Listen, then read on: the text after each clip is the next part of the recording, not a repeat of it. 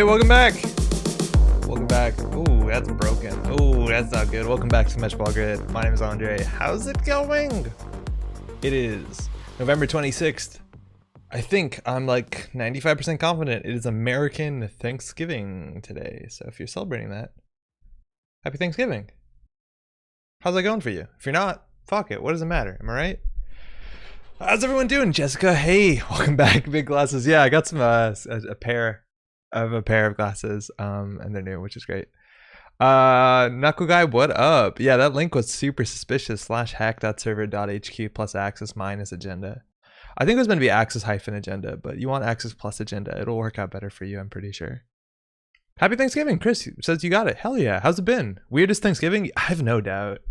The like recommendations of what to do and what like to do for holidays coming up has been kind of all over the place. Like scientists are angry at our politicians saying like don't do that, and our politicians are saying no matter what we do, people are going to do something different. So it's all kind of a real big clusterfuck of sorts. But we have Christmas obviously coming up, or the holidays, and specifically only Christmas in Quebec apparently. It's really weird. Hopefully everyone's doing well. Yeah, I know for a lot of people you can't go see family for Thanksgiving. Hopefully you're having an okay time regardless of how things go. That's largely it. How's everyone doing? I was like, I don't know what it looks like for Netrunner tonight, right? Like I went online, there's 26 games. That's a pretty big number. I think most of them are just broken. People waiting for lobbies. So that's not a real number. And there's a lot of like double lobbies. So I feel like something might be afoot tonight. A real game, I'm here, not a dead game, I'm here. Let's run that. Thanks, Dave. That's fantastic. Cool. So what we're going to do today, we're going to start with the deck list of the week, which isn't a Persephone deck. That's okay. That's fine. That happens. And then we're going to do some deck building. I want to play with a lot of 1-point agendas. I think we have a couple options of what to do, so I'm excited for that. But first, we have to start here with Meat Sweats posted by Xandorius. And it is a Builder Nations deck. All right. So, what's the meat plan? Don't touch that meat. So this has a 65% win rate on JNet Casual across 50 games. That's actually a pretty big number. That's shout out to them for that. That's really cool to actually have that big number associated. I play one game and say 100% win rate, so that's actually pretty good. Spombo? Yo, Solom, what's up? I don't think we're going to do Spombo. I think specifically we're not going to Spombo. And I was thinking like, well, how much influence is Game Changer to put into like Argus? And it's 5, so that kind of cuts that short. The biggest news, they fixed the Jackson Howard bug. They have not fixed the Ghost Games bug, however. What was the Jackson Howard bug? I don't actually know what that is. Yo, this guy, what up? It's been forever since I've seen a stream. Found it yesterday. I got the Rona, so I've been organizing my Netrunner cards all day. You haven't been touched in over a year. Yo, firstly, welcome. Secondly, hope you're feeling okay. Hopefully it's not too bad. Hope you're feeling good soon. I honestly was like, in terms of the Netrunner collection, was in a similar situation where I was just like pulling out the collection to organize some stuff a while ago, and it's super weird because I haven't touched that stuff in a year because we just haven't been playing in physical space for a long time. So it's cool. It's really cool to see that stuff and be like, oh, look at all these cool altars I got.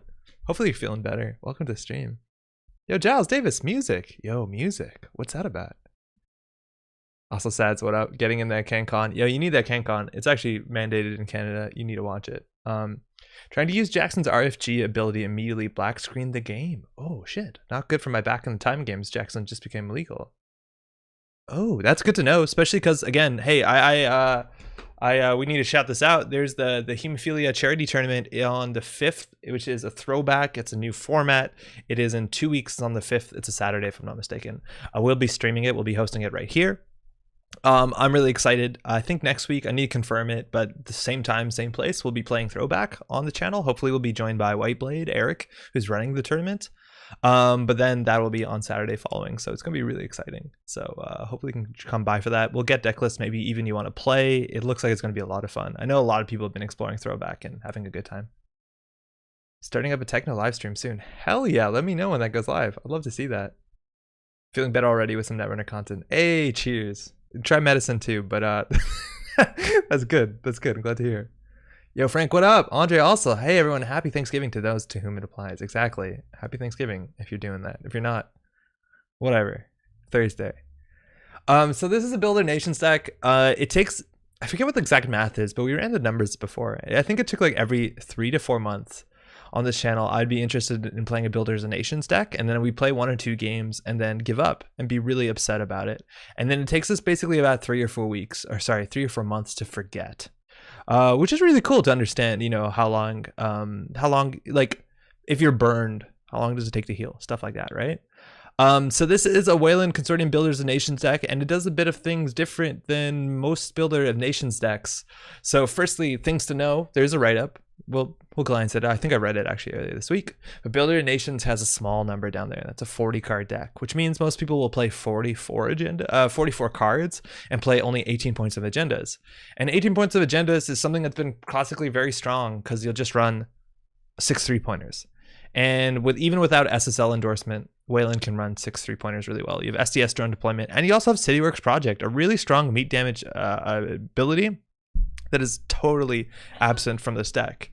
But this deck is doing something different. It's running 7 agendas, which is not too far off. It's running Project Atlases because they're good. It's running Global Food Initiative and a single SDS drone deployment as a real 3-pointer. And I think that's a really interesting agenda suite. None of these specifically deal with the ability of Builder of Nations.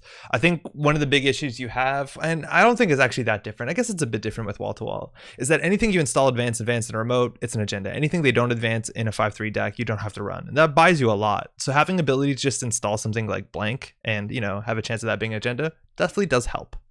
Now, Global Food Initiative is good. Obviously, it's a very good card, but running a single 3-pointer is really risky. Basically, if the runner steals this, they can win in 3 agendas, as opposed to if you ran a 2-pointers, they would need 4 agendas. So this card is a huge liability on its own, but it's in the list. So 7 agendas, it's at least a small number.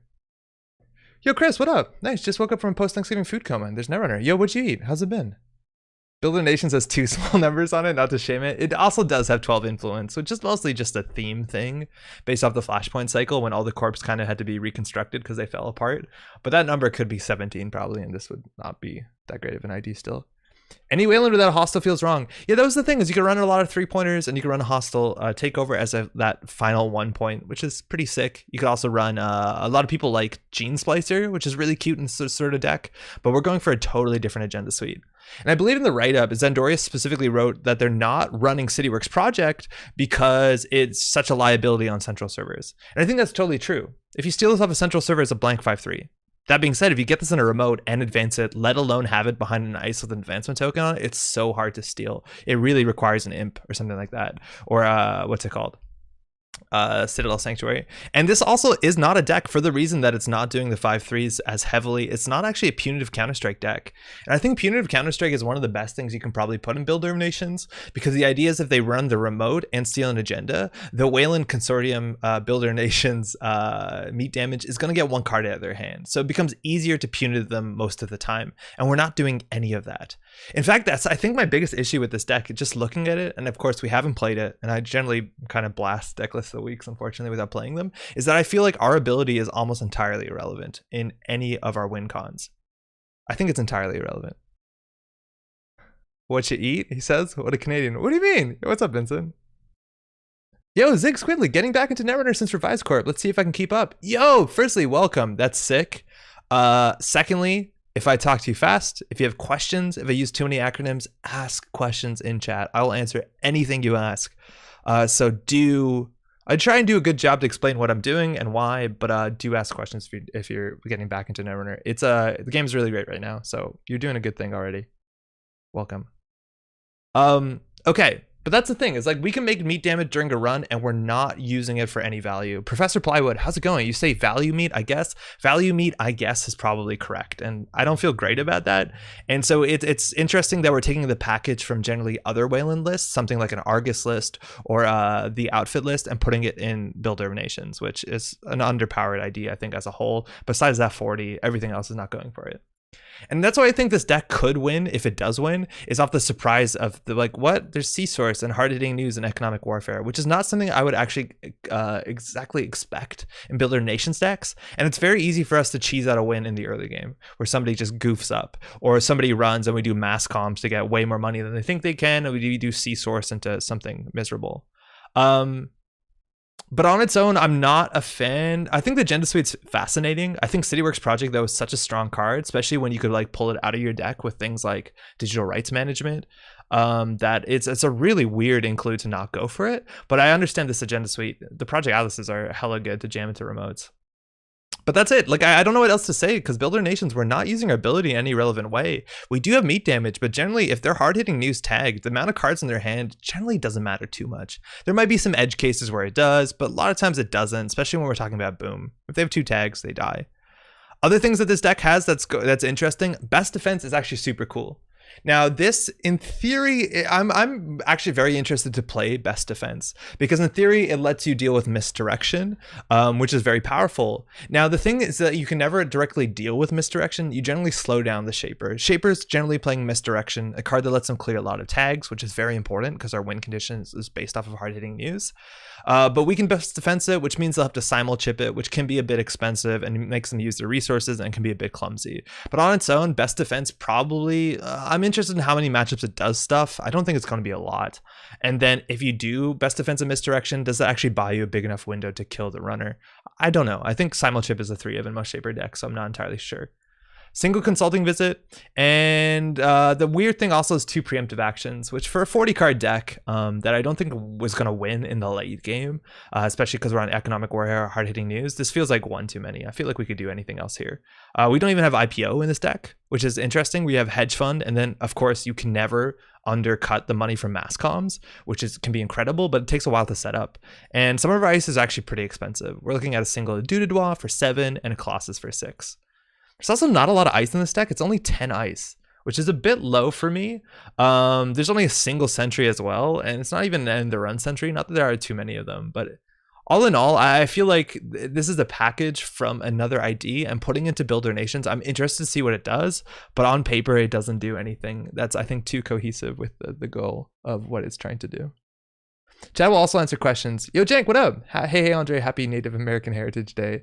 Do people actually call it that? Because that's sick. Obviously, Thanksgiving Day seems a bit, in some ways, like there's parts of it that are incredibly problematic. How you doing though? And also, yeah, Jankovic is totally right. Even if you ask questions and I don't answer it for some reason, chat has your back all the time.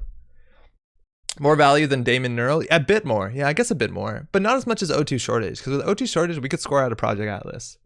I think I played this deck of the week sometime this week. My opponent 1 in 5 in my APOC twice during a Yeet Yo board turns. Yeah, there's some like, so that's the thing, is like the Builder of Nations ability, sure, it could hit nice cards from hand. Sometimes it'll hit like a Diversion of Funds, an Apocalypse. Sometimes it just stops them from running, like it slows them down for running. The thing is, like, besides wall to wall, we're gonna actually advance our ice, which sucks. That's just so slow. And I feel like our economic warfare hardening news package, like it's so dependent on us kind of, I wouldn't say exactly going fast, because we have mass comms to make huge money, but C-Source works way better with mass comms than hardening news. Because at the end of the day, if the runner has enough credits to clear the tags, the best thing you can do is install an agenda, maybe advance it once for his Atlas, and then hard-hitting news to fork them. Like, do you clear all the tags, or do you run the remote server? And that's like a legitimate winning play sometimes. Native American Heritage Day is officially tomorrow? For real? Yo, Port Valley, how's it going? I was just joking that Thanksgiving dinner is usually pretty samey, but Chris just proved me wrong. Chris said, our family tradition is to skip turkey and do Cornish game hens. So good. This year I also did a deep fried Cajun one. That sounds lovely. Frank says, I feel like it would be a great SSO deck. Yeah, I think so. In SSO though, obviously your agenda suite would change because you want face-up agendas. So this would become the agenda suite that I think you're kind of used to seeing in this sort of deck, which is like CityWorks Project, and then I guess you have to run Hollywood, and then Hostile, something like that. But yeah, that, I don't know. This package just seems to be straight ripped out of an Argus, and I feel like it would work better in an Argus deck. Musfingo and Aket advance themselves. Oh, that's totally true. Aket doesn't advance itself. Sometimes it does. Musfingo does, definitely. I think Musfingo is such a good card. I honestly would consider running maybe 3 Musfingos. The problem is, like, if you don't advance it a lot, it doesn't get that taxing. But Aket is obviously very good, but it's going to take you a while for this to be very good. Like, you actually have to physically advance it or wall to wall, which means like it's kind of up to your opponent to let that happen, right? Like if they just stay back and don't do anything and don't aggress us really early, maybe we can get it to that point, but I just don't see advancing ice being good. I wish there were better Native American family movies. Pocahontas is fine, but also problematic in many ways. I think one of the first films I actually didn't go see in a film theater was Indian in the Cupboard, which probably is not a good representation of anyone. I think Best Defense is more for No One Home. Oh, yo, the pick, what up? Yeah, it could be. I haven't seen that card a lot, and No One Home does help against hard-hitting news. I think in the write-up they call it specifically for misdirection. But yeah, No One Home is a nice, like, you got to think of all the other targets at 0 that it hits, and that's a good one. I can't think of any other good ones that are at 0 that are that commonly played, but I'm probably forgetting something.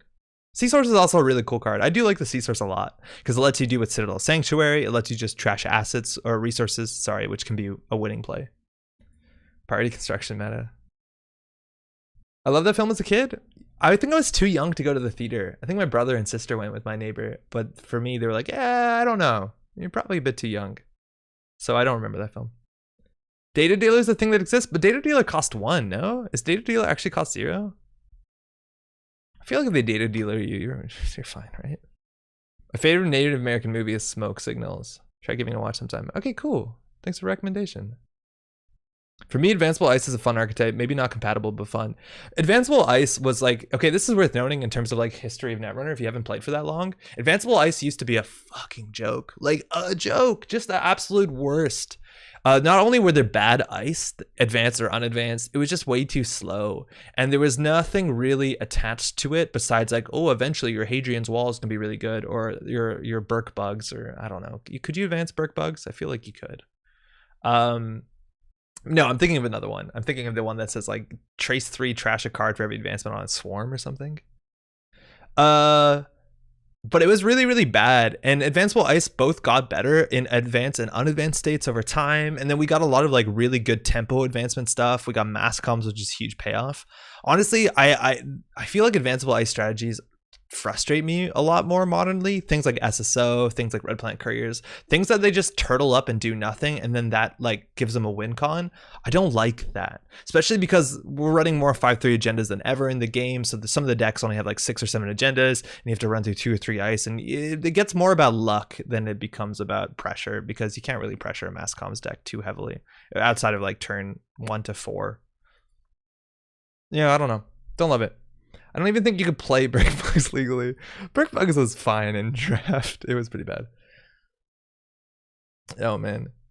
That World's Tanin though? I think it's Tanin. I think I've learned it was Tanin. Apparently Tyrant has shown up in World's top 16 deck. Yo, Tyrant was legitimately good though, because Tyrant was the only thing that actually scaled well with advancements. And so it would show up in Tenon decks, right? Or Tanin. That feels wrong, but I think it's right. So people would play this for 2 influence. They would eventually, could only be advanced when rezzed, like just buck wild stuff from some of the old designs. And then you'd advance the hell out of this, and eventually it would be unapproachable. Because we didn't have Paperclip back then. Not that it matters that much, but Corroder doesn't deal with this well. Femme Fatale didn't deal with this well. It's outside of David range. I don't know if that was a thing at the time. But yeah, this card in theory had uses in advanceable decks. Is Thimblerig here strictly for rearranging ice in a late game? Yeah, I think entirely. Like, it gives you some interesting plays where if they're running, and that's the thing, is like, I don't get this play. I don't understand why we're playing Builder Nations, because in theory, Thimblerig is really cool. There's some really cool tricks you can do with Thimblerig in Wayland. So firstly, we're not playing border control, which with 10 ice, maybe that makes sense. I don't know. But the idea is that they could be running a server and then you could swap an ice with another ice. No, that doesn't really work. It's not like you can give them an ice with an advancement while they're not expecting it. Yeah, it's largely like on its own. Sometimes it's good against specifically Anarchs that are paying 3 to break if they're using Black Orchestra and they don't have like an Amaku or anything. Thimblerig can be taxing, but it's a hard end to run, which is good. That's good. But it lets us rearrange our ice, so we can put some of our big ice on our remote the turn we're going to score or something like that. I don't know. It's a really weird include here. I wouldn't have expected it. I feel like you could use this influence in another way. I don't know if you need an IP block. I don't know if you need a digital rights management. I feel like digital rights management isn't that good for this deck. But it doesn't seem necessary to the game plan. Maybe I'm missing something. Do they mention the write-up? Pick for the last influence point, and it turns out to be pretty useful to swap around your servers as you need. Yeah, okay. It's whatever. I was playing Sunny against this deck, and with mass comms, the Corba was way too rich to do anything. Sunny forced trace tricks. Oh, I believe that. But that's why you got to pressure them early, I guess. Nice, I'll check it out. I like Brother Bear in terms of cartoons. I think it's also based a little in Canada. The moose are Canadian. Most moose are Canadian, though. That's just kind of just how it works. I feel like Woodcutter scaled better with advancements, but Woodcutter was super vulnerable to Parasite. I don't even think Woodcutter scaled well. Woodcutter did net damage for every advancement. But it was, oh, no, it wasn't a code game, it was a sentry. But the thing is, you can only advance it when it's rezzed, so like, it's never going to be a surprise. And that's kind of the issue, right? That's such a big issue. The fact that old advanceable ice could almost only be advanced when rezzed made them awful. Because you had to put this, you have to pay for, and it literally did nothing. And then you could start spending credits and time. And oh, it's really, really bad. Mumbet City graded Doodadua? I'm not even convinced about a Doodadua as an ice, right? Like on its own, it's not that taxing, but it does place a lot of advancements. So you need to move this to where they're running a lot, and Thimblerig will help you for that. But then what do you put the advancements on? Like Colossus scales relatively well, Misfingo scales well, Aket has a limiting point, Mouseless has a limiting point. I don't know, I feel like 7's so much for this, but I guess we just mass comms out of anything. It's weird. This is a weird card. I may have played Woodcutter and Tanin. You can't, can you advance it with Tanin if it's not rezzed? I'm calling it Tanin. I hope that's right. It sounds weird. Giles, we're going to be playing some one-pointer Corp. We're going to be playing Corp today. We haven't played Corp in a minute. Well, let's see what this does. Again, I feel like the hard-hitting news package is just going to be a huge surprise to a lot of players because they might not be used to that. If I'm seeing this, I would 100% guess it's punitive if I'm seeing Builder Nations, just because that works with their identity and it works well with the 18 points that they put in their deck. And then we'd play like Gene Splicer, which I think is a hell of a good card in that deck. That's also just a fine card. I want to play more 3-pointer Jinteki with Big Ice. That shit's fun. You play Off Recount Reviews and Gene Splicer. Really fun. New Corp deck. I just typed Meat Sweats in there. No, it's actually under Wayland, right? Yeah, here we go. Scrolling away advancements on the runner console for Trick-O-Lite was a big brain play back in the day. You could you have done it on their ID? No, because it wasn't an installed card, right? Does it say installed card? Or does it say card? Fairy was also a thing? Yeah, Fairy was also a thing. Mimic was a thing, and Mimic is like, it deals with it relatively well. But the fact that you had to get a res is just so bad. I'd probably replace Thimblerig with IP block, although Thimblerig always ends up having some great utility. Yeah, the thing is like we have the most barriers, and having a barrier that's trace might not be amazing for us. I think you could definitely do the IP block. I feel like we just want another sentry in there, like put a swordsman, who knows. Uh-oh. Okay, so we might be able to pock this. That is a spaghetti monster. Thanks, you too. So we're looking usually at APOC. I think we do have some hard in the runs on the ice. This opening hand's like fantastic. We actually want to advance all our stuff because if they have to try and APOC us through advanceable ice, it's gonna be hard. This hand's great. Lamau Apex. Yeah, Apex also, if you're new to the game, is like probably universally considered the worst mini faction. This is a mini faction. There's only one Apex ID in the Apex faction, but it has one of the strongest cards in the game called Apocalypse. Oh no. Oh hey, welcome.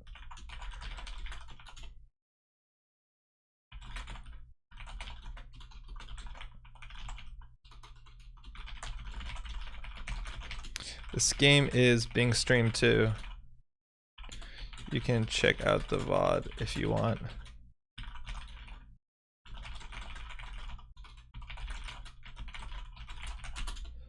Okay, so our opponent seems to be new, which means that if we hard-hitting news them, they're gonna be fucking upset.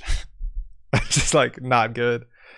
Okay, so Misfingo generally, I don't know. I feel like we can advance the Aket. I think we can put Mountless in R&D. I don't know where they can put stronger pressure on what central server, and then we'll jam the Misfingo on the remote because it for free gets an advancement token, and that is good enough. And that's a really good start. Can't ask for better than that. They are new, be nice to them. Yeah, we definitely are going to be nice to them. So we're not going to call things too harsh, but again, if they do things that are weird or like inefficient, we'll talk about it. But again, like this game's really hard. If you're new, like you're going to goof something up, I assume. Luckily, you can trash Harbinger with best defense. Yeah, I guess so. We can kill Endless Hunger with best defense, can't we? Isn't it 0 too? Even when I'm not new, I still get upset when I get HHN. That's on you. You did that. You gotta learn to respect that. But yes, hard hitting news is absolutely such a problem when people are getting to the game and be like, oh, you ran turn 1. I guess you're dead. Which, like, I'm glad hard hitting news exists, but fuck me. I feel like if they change hard hitting news to have the text kind of like complete image, that's a good setup. That's a really good setup. So they have Chopbot to trash their installs. I think we can zoom in one more. Oh, I just zoomed in all the chat windows. That's weird. Now the issue is here, like if we jam an NGO front behind an ice, I don't think they can get it, but it's not like it's not good. Like jamming NGOs for money as opposed to like baiting a run. It's a vastly different world, but at least we can advance this once. If they run out, we get an advancement. Maybe we can do an early mass comms, but we really don't need the money. They're already doing better with Apex than I have. That's a good start, eh? That's a really good Apex start. New player on Apex. Sorry, Andre, I have to root for them. Yo, I'm literally rooting for them too. This is Apex. Their ability says they can't play non-virtual resources, so that's most of the resources in the game, but there are some really good ones. Like we might want to ice up archives because there might be on a DreamNet a new card from the Nisei folk.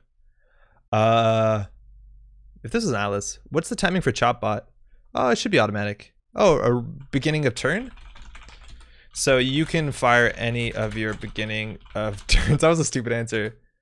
In any order you want. So you can Chopbot what you installed with Apex, totally. Cool, all right. What's the time for Chopbot? Beginning of turn. Thanks, bud. Oof, how do we do that? Undo click? What is it, undo click? Is it undo click? Oh, whoops. Yeah.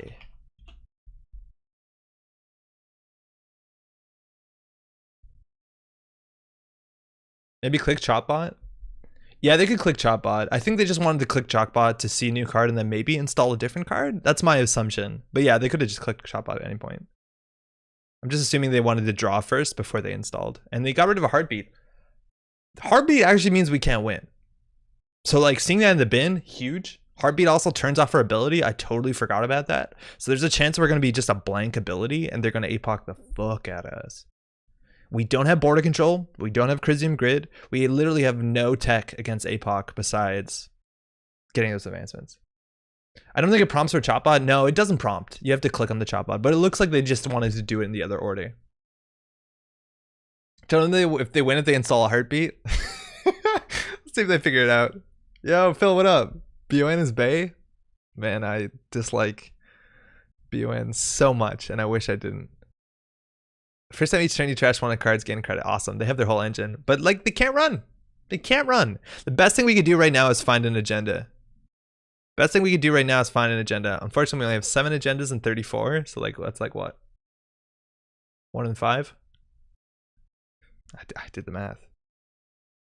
STS drone deployment would be okay here. They would just eat the Reaver.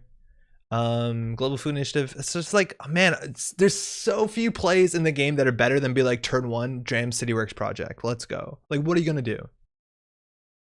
Heartbeat plus crowdfunding was one of my favorite Nisei era degenerate combos. Man, I kind of miss crowdfunding, but on some ways I obviously don't. I think they're in similar to Aesops. You think? We've seen nothing to show that so far. We've seen no influence though. But like again, we've seen like 5 cards. No, sorry, we've seen Chopbot. SBN could use a DRM. I think we'd only DRM it if we played more 5/3s, because DRMing at Atlas doesn't sound great. But I agree. If you the problem with Cityworks project was it being dead in R&D, then I would just DRM it. Don't hard hitting use them? No, we gotta. We have to. It's the only way we're gonna win. They're gonna install one of these things and we're gonna lose. Man, they're doing all their triggers though. They're figuring it out. Willoon, what up? First time they run is going to be so sad. I know. We're going to be on 15 credits. They're going to be on a classic Apex 4, which I think is wealthy for Apex. Maybe they'll play a Deuces Wild or something. There's the Harbinger. We're going to fucking best defense that shit. Oh, they're on 9. Unbelievable. Okay. So we can slow load the food or we could jam it. I think we're going to actually just... We have to always be sure that we can't get apocalypsed. Now, I think we can slow roll this. Like, we do have the credit lead.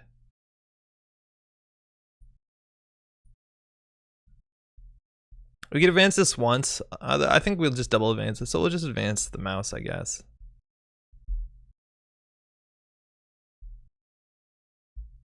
Yeah, no, we'll advance this one. Chopbot removes tags though? It does, but slowly. And it stops them from building, which I think is a bigger issue. Wait, is the undo click command? Andre, I don't make mistakes. No, we use it all the time. It just felt weird. I can't believe it's actually click, but it is click.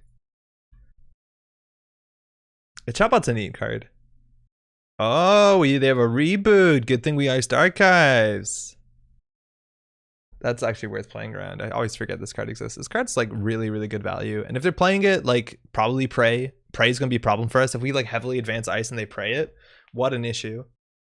Prey, they don't have to break all the subs, right? They just have to pass the ice. So even if we like triple advance out an Aket, it's gonna be an issue. Haley loves reboot for 5 influence, you think? I don't see it for 5 influence. I see it what you're talking about though. It's so much Aesops. Aesops for days. They just keep getting more money. Turning wheel. This turning wheel makes me think they're not on APOC unless they just obviously don't draw it. Maybe they're not running 3 or they feel like they can pressure now. But yes, in this matchup, if I was them, I would just stick a heartbeat and then like nothing you do matters. Just install as much shit. And reboot is so good as damage protection. 5 influence is what APOC should have. I know. I really do know. APOC should have been 5 influence, I think. I've seen Haley decks with a 1x reboot. It's way more credits to Aesops than any other card. That's ridiculous. There's no way that's the best use of 5 influence in that deck. That's unbelievable. So I'm going to advance one more thing. So that if this goes poorly, at least we can mass comms. I don't know. They're not showing a breaker yet. We're going to have to discard a card here though. So we can obviously discard a preemptive. Having 2 in the deck is a bit better if we do get APOC'd, but I think this deck doesn't need 2 preemptive. I think it's probably just to play mass comms over and over again. Oh wow, they trashed Peace in Our Time. They didn't play it. If they played it out, that's gonna be an issue for us too. I played a reboot in Haley. It's good, but not worth 5 influence. Shaper isn't good even if they use all their influence optimally, so why not play reboot and have fun? I don't think Shaper is that bad. I really don't. I think Shaper is harder to get results from to some of the other more direct stuff. Oh, now they played a Peace in Our Time, so they can't run. Oh, they can't play that. I'm sorry. Oh. Hey. Oh, hey.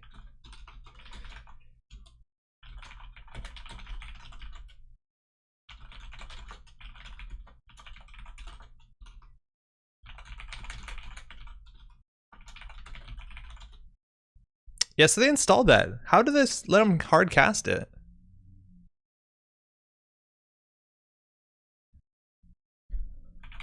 Probably have a simulator in the deck to get it installed. That's a whoops. I'm surprised. Yeah, you probably assimilate it.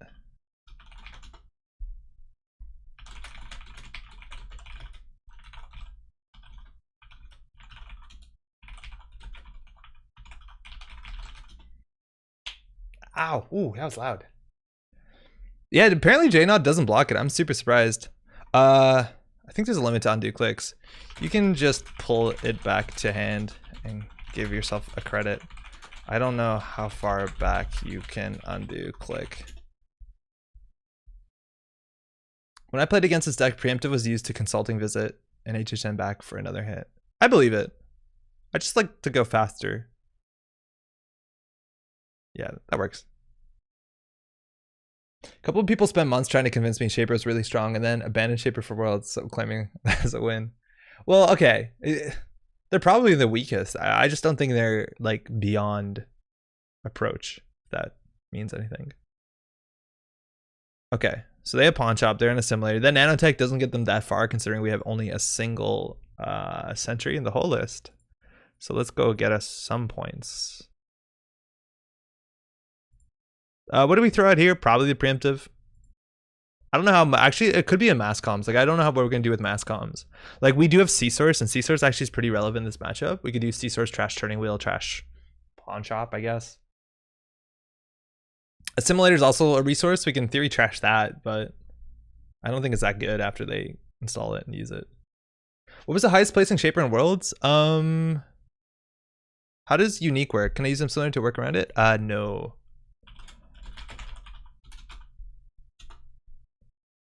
Unique means there can only be one on the table.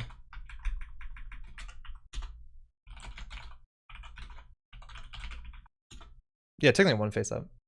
Yeah, Shaper made top 16, right?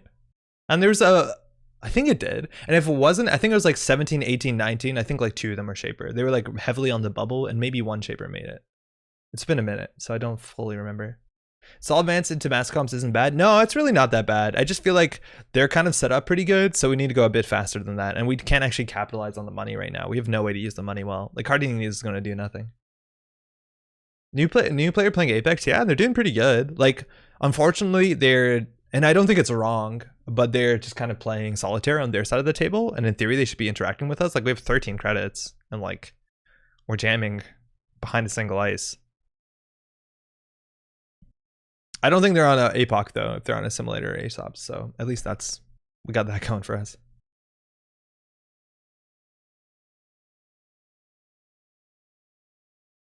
Best Shapers were 20 to 22? Really? I thought it was a bit closer than that. Oh, no Shaper made the top 16. Okay, yeah. I thought it was 1. But if you look at Continentals, which was the same, technically not the same meta, Shaper was doing it okay there. There was like, it was, I think, still the least represented, but there were Shapers making top cuts consistently. I don't know. The thing is, like, also, okay, this is probably saying nothing. Ooh, they're just praying. We just don't res anything here. So praises make a run. Once during the run, when you pass a piece of ice, you may trash a number of your install cards equal. So I don't think they can actually pass the piece of ice. And this will do a damage. No, we're going to res it. We didn't have to. But they don't have a breaker here. Yeah, this is doing just like a naked prey, like a brave prey. It's very unlikely for that to connect unless they have a sentry breaker. And I don't think they don't have a paperclip or anything, so. Yeah, I think you need to use this tactically.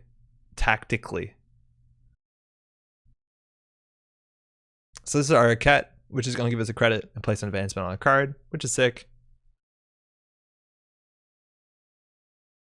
Build nations also frequently play snares, which they aren't playing around. Oh yeah, Theory, you're right. Snare is a thing you have to watch out for.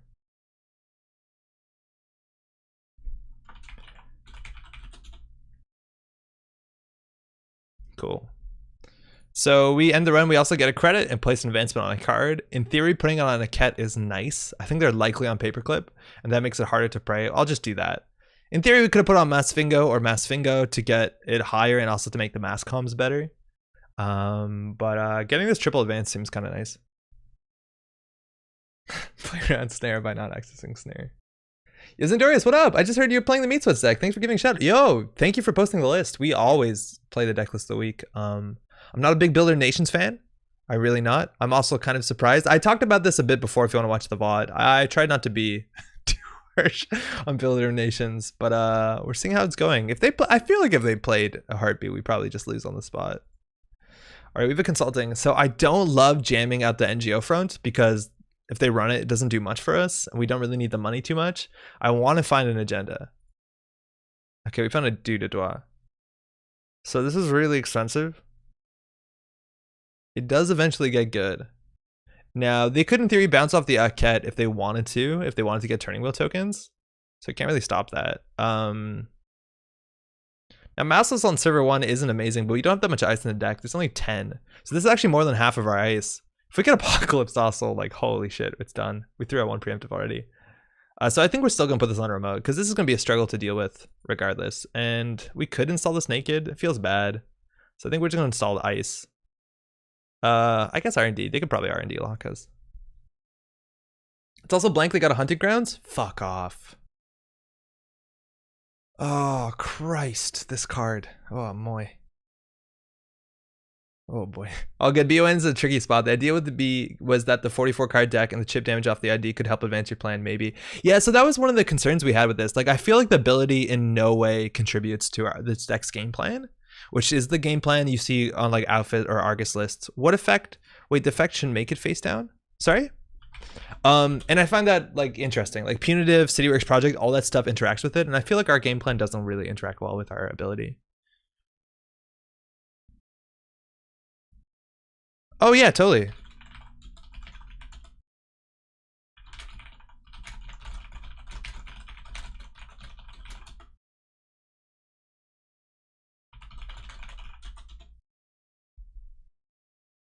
Sargner says, hey, Andre, slightly out of the blue question, but is your username pronounced like A Maverick or M Maverick? Oh, bizarre. It's actually neither of those. It's A Mauric. It's Slovenian. But any other pronunciation is fine. I would generally be A Maverick. A for Andre, and Maverick is Mauric, which is a Slovenian surname. Nice. Yeah, JNet usually has your back. Okay, cool. Yeah, apparently the triggers are just not fired. Hey Andre, thanks to you and Lovecraft Country, my wife and I are into Arkham Horror now. Oh shit, Chris, that's sick. That's really cool. Maddie and I haven't finished it. I think we're only like 5 episodes in and we kind of stopped, but we need to get back to it. It's really fun. I also think over the Christmas holidays or the holidays, we'll be doing more Arkham streaming for sure because we're gonna have the time and it'll be fun. 100 Grounds is like the only thing Apex is going for it. No, Apex is a good card. Apex is a really good card. The best Udido has ever been is when a friend proxied it and forgot it was unique. Oh man. There's a heartbeat. Okay, so I think we lose 100% now. Like the best we can do is build a remote that they can't afford to get through. And they threw out like a piece in our time. All 3 pieces are out, which is, you know, a lot of money in their deck. So we have to actually play Glacier with only 10 ice. So it's going to be difficult. Apex virtual restriction isn't implemented. I never knew that. Yeah, right? That's like super surprising. Oh, there's a turtle. Okay, turtle makes a thimble rig not an issue. Luckily, we're not too weak against the turtle. I think everything is like the lowest is 2 strength with the Arquette, which eventually is 5. So maybe we can like deck Apex because if they want to prevent damage, but like reboot is just such a strong card and we can never prevent the reboot from firing. And then eventually the pawn shop's going to get up. Yeah, I don't know. I feel like we have to rush or we lose. And even then, I think we might be a bit too slow. Cool, thanks for the explanation. My username is rarely pronounced correctly either. How do you do it? I would say Saraknar. Saraknar. I would say Saraknar, which doesn't sound like it's correct. Arkham question, if so, should we do Dunwich next or one of the standalone scenarios? Dunwich is really good. Like, excuse me. I'm going to jam to hope they run it, but like in theory, jamming here is kind of really bad. Oh, can we not even res this stuff? No, 7, we're perfect. Excuse me. If you just play the core set, I think Dunwich is really good because it takes a lot of the ideas from the core set and like fully fleshes something out. I feel like a lot of the standalone scenarios, some of them are very, very good, but they might be a bit more complex in terms of rules. And you're also going to miss that sort of RPG mechanic of upgrading your decks. So I would do Dunwich for sure. Dunwich is a really nice onboard. Oh, they're drawing through the deck way too heavily. I don't think you ever go double Reaver. That seems like way too much card draw.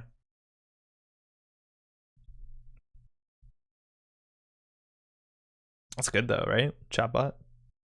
Do both, pay the XP cost to put the standalones to your campaign? Yeah, that's probably the happy medium, is like, especially if you can find a way for it to narratively to make sense, is you can always insert the standalones within your campaign. They have an XP cost, so you pay like 2 XP to go to so-and-so, and then generally they give you rewards and some XP back through the normal Arkham ways, and so then you can continue to play a campaign with this cool thing that you got from Louisiana or from a boat or whatever.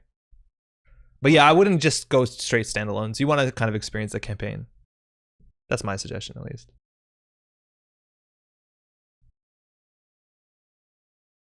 Okay.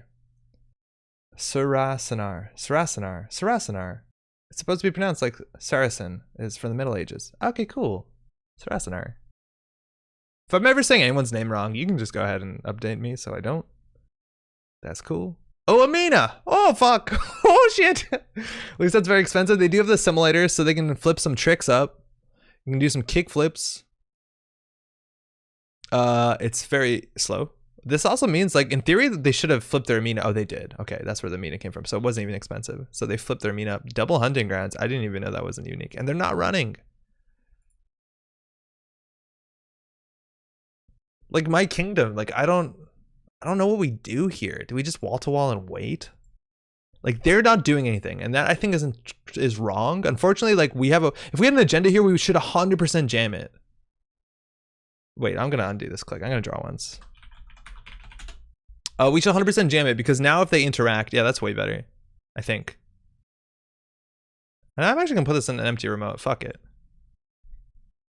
But fast tracking the deck, yeah, I kind of like DRM and fast track stuff like that. And in theory, you have a 40 card deck and 7 agendas, so the density is actually pretty low.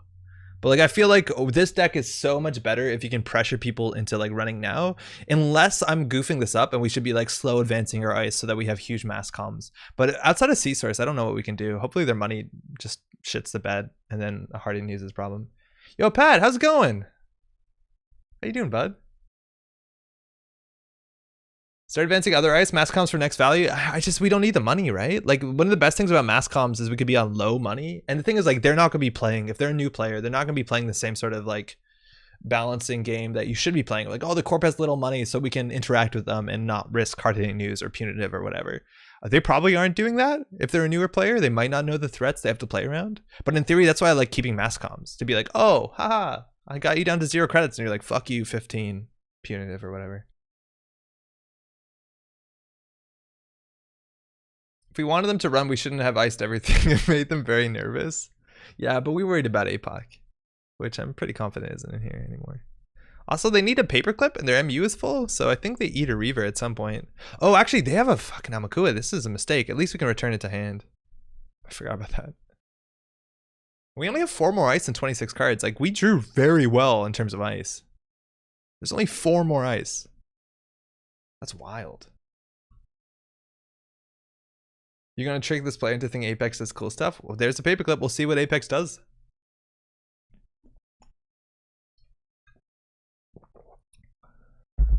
Apex can do cool stuff, right? The thing is, like, Apex's abilities are sometimes really frustrating. Like, you play any matchup where meat damage is an issue. It gets really hard.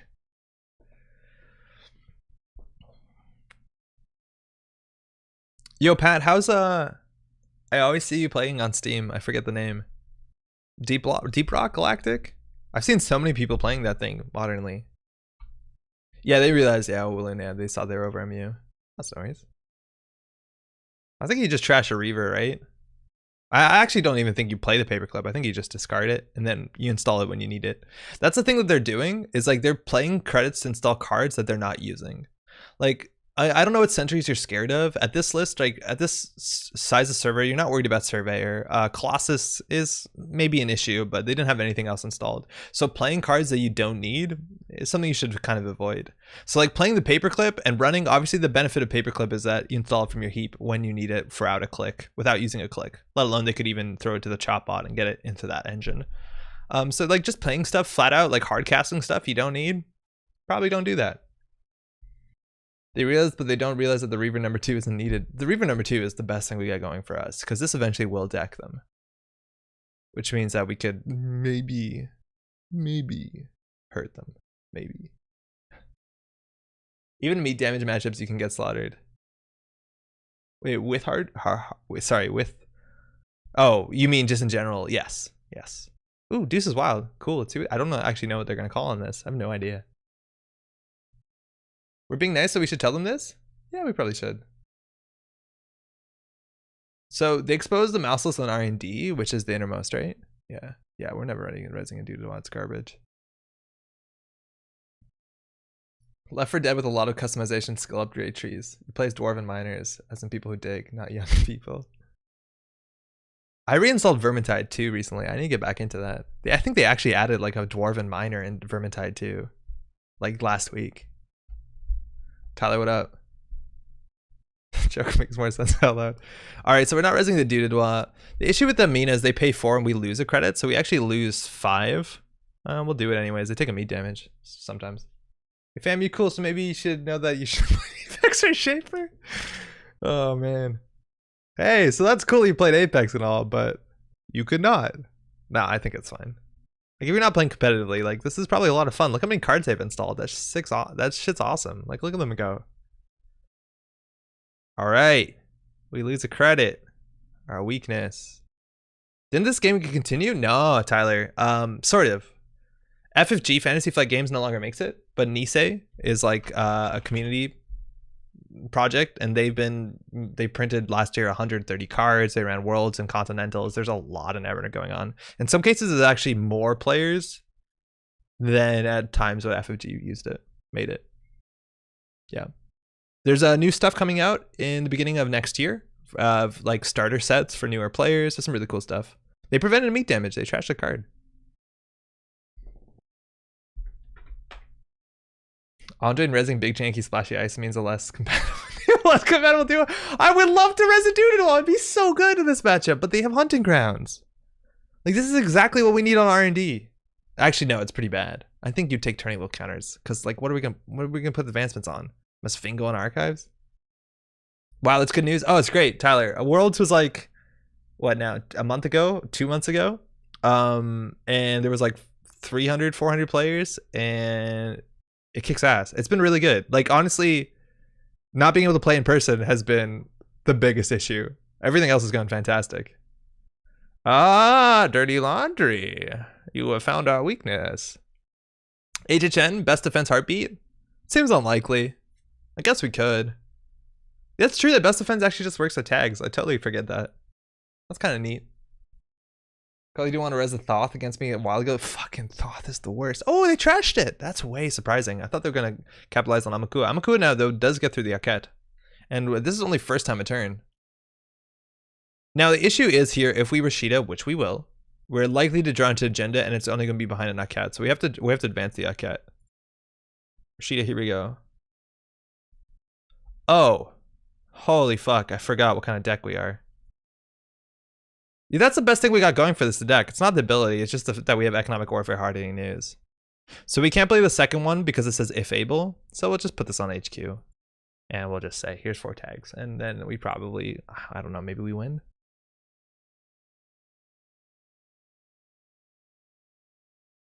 Eli, we're only a couple months away from a new set designed for new returning players. Great time to get back. Yes, we are.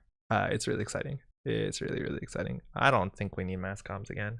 Like, now what are they going to do? I'm really fascinated to know what they're going to do to dig out of this. They don't have the money. They don't have peace in our time. They could Deuce as Wild. They could Chop Bot. They could get rid of 2 clicks or 2 tags. Excuse me. A consulting visit is obviously very important. We have that as a combo. Yeah, I'll throw in a mass comms. Maybe I'm crazy. We'll throw it out. And we iced up HQ, which wasn't necessary, but it's likely that we drew an agenda there, so that kind of draws heat. So now they're forked, right? Chopbot clears a tag, Wasteland gives them money for another tag. Yep, they totally could clear some tags, but that's fine.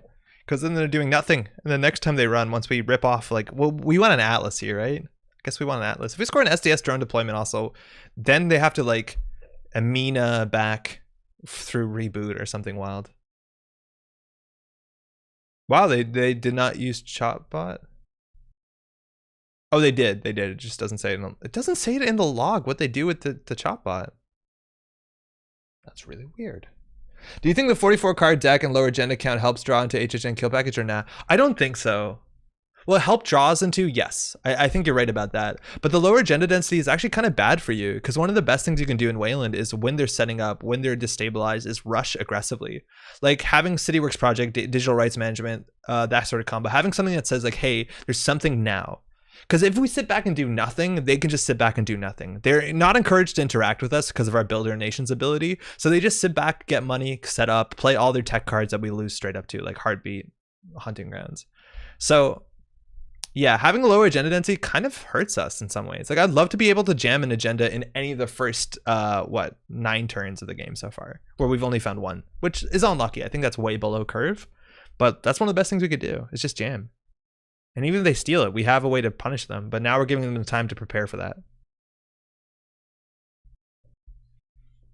Or just score out, but that's boring. Yeah, we're trying to. We really are trying to. Do you want to explain to this player how to avoid dying this turn? I don't know. They're totally safe. They can't die. They have Heartbeat. They're totally fine. I think. Like, the worst thing they have going on right now is maybe we can consulting visit for a thing that best defense maybe, which I would have forgot is a real thing. Like, do we fucking pay 6 to boom them? I don't think so. Like, it's really hard for us to close it out. Like, the best thing we can do is trash Turning Wheel, maybe trash Hunting Grounds, but I doubt it.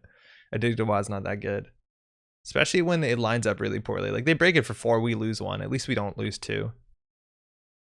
Oh, Dirty Laundry. That's weird. I guess they're hoping for no barrier. I'll res, because it gets us advancement counter if we want to mass comms, let alone it denies them money. Trashing a simulator turns off their ability to get ace-ups up? I guess so. I guess it does. If we top deck best defense, we murder them? Yeah, if we top deck best defense, it's pretty good. I don't know whether we consulting visit for best defense. It depends how many heartbeats there are. And the issue is like they could always like reboot, heartbeat, get that shit back. Like reboot, assimilate. It's obviously a lot of steps. Ace-ups are in the bin? Is it only 2 in the list? We run HPT, yeah we do. But that's only 6 damage. And they have heartbeats, so like they would have to rip up their board. I don't know. I don't know if it's right. I honestly don't know what to do here. You've drawn 7 out of 10 ice and 1 in 7 gens this game, right? Yeah, we've actually drawn a lot of ice. Surprisingly. Like, what's left in the list? I think we have another Mesfingo, we have a Thimble Rig, we have the 1 Sentry, the Colossus. Oh, another Hard-Hitting News.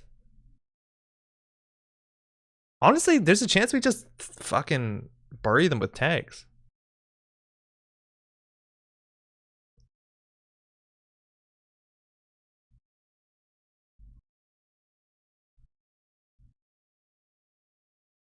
Okay, so if we do consulting visit into Hard-Hitting News, I think we actually do just economic warfare into Hard-Hitting News again, like real shitheads. But we'd have to mass comms first. Oh, successful run. Fuck me. Okay, never mind.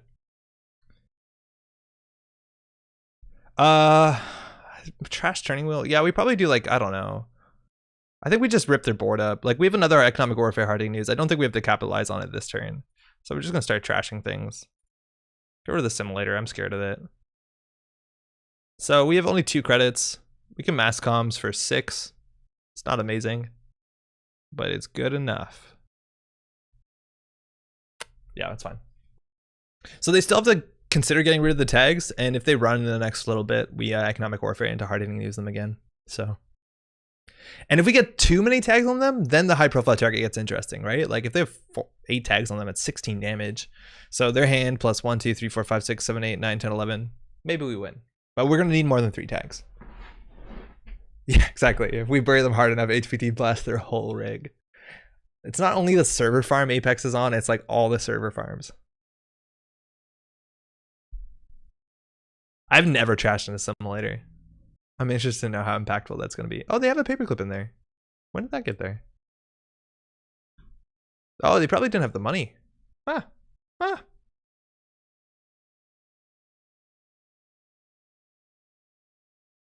All right, so they only have 13 cards left. Again, reboot is such a big deal, but we have no way to stop it. Again, we don't have anything like border control, which is obviously not a taxing ice, especially because we're not running deep servers. And build eliminations is only once per turn. You actually saw way more of that stuff when like Kakugo is legal. You see like Kakugo into border control because you could prevent 2 damage into punitive, or like make them Kakugo twice and then advanceable ice or something. I don't know. We'll see. We'll see. They still have 2 deuces, right? So they cleared another tag with Reaver. Feels good. Like here they could just clear all tags.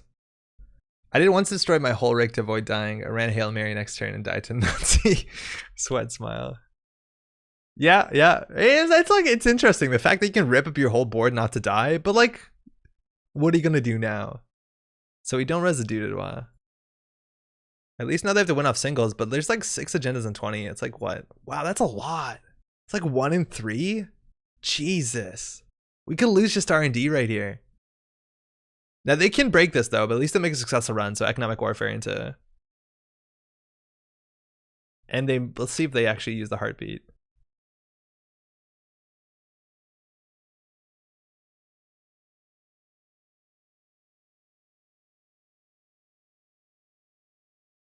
So they're breaking that with the Mina, so we're gonna lose a credit off that. Feels bad. But hey, they didn't install this. In theory, like a simulator could be a really good card. Obviously that's super slow, but like you can flip over anything. Like a Fem, I guess you don't mark on ice, that's bad. Liberated, that's sick. And a Mina, like 2 clicks for 6 for 7 credits, it's great. I'm putting my faith in the newbie luck. Yo, they could totally just absolutely hose us here. If they steal the SDS deployment, they win in 2 more agendas.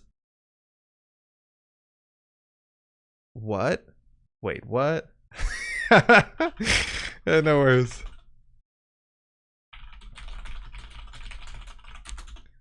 So apparently they clicked the heartbeat, which is not the card you want to trash there, because that obviously is bad and it destroys your MU. All right, we're going back in. That's surprising. I think they have to click on it, but it asks you like, do you want to prevent the damage? And then you'd have to click on a card or something. I actually don't know how Heartbeat works. It's been a minute. But yeah, 1 and 3 here. It's like between 1 and 3 and 1 and 4. And the SDS drone deployment is the biggest deal because it's the only real 3-pointer we have.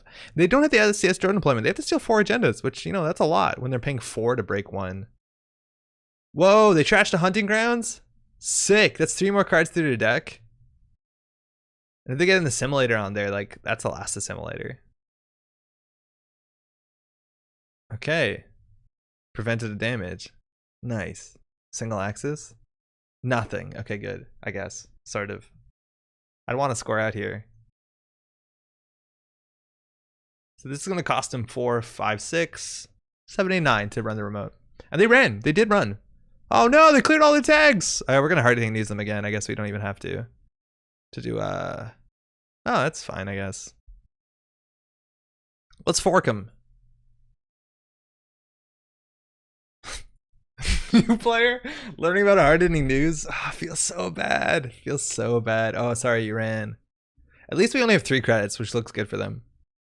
When they trash that last hunting grounds, you can res your R&D. Yeah, totally. If they get rid of this one, we have a chance of resing where Dudidwa, which would be not even that good, right? Like, they break it for the same cost of the Mouseless. It costs us twice as much as Mouseless, and the ability honestly isn't that relevant.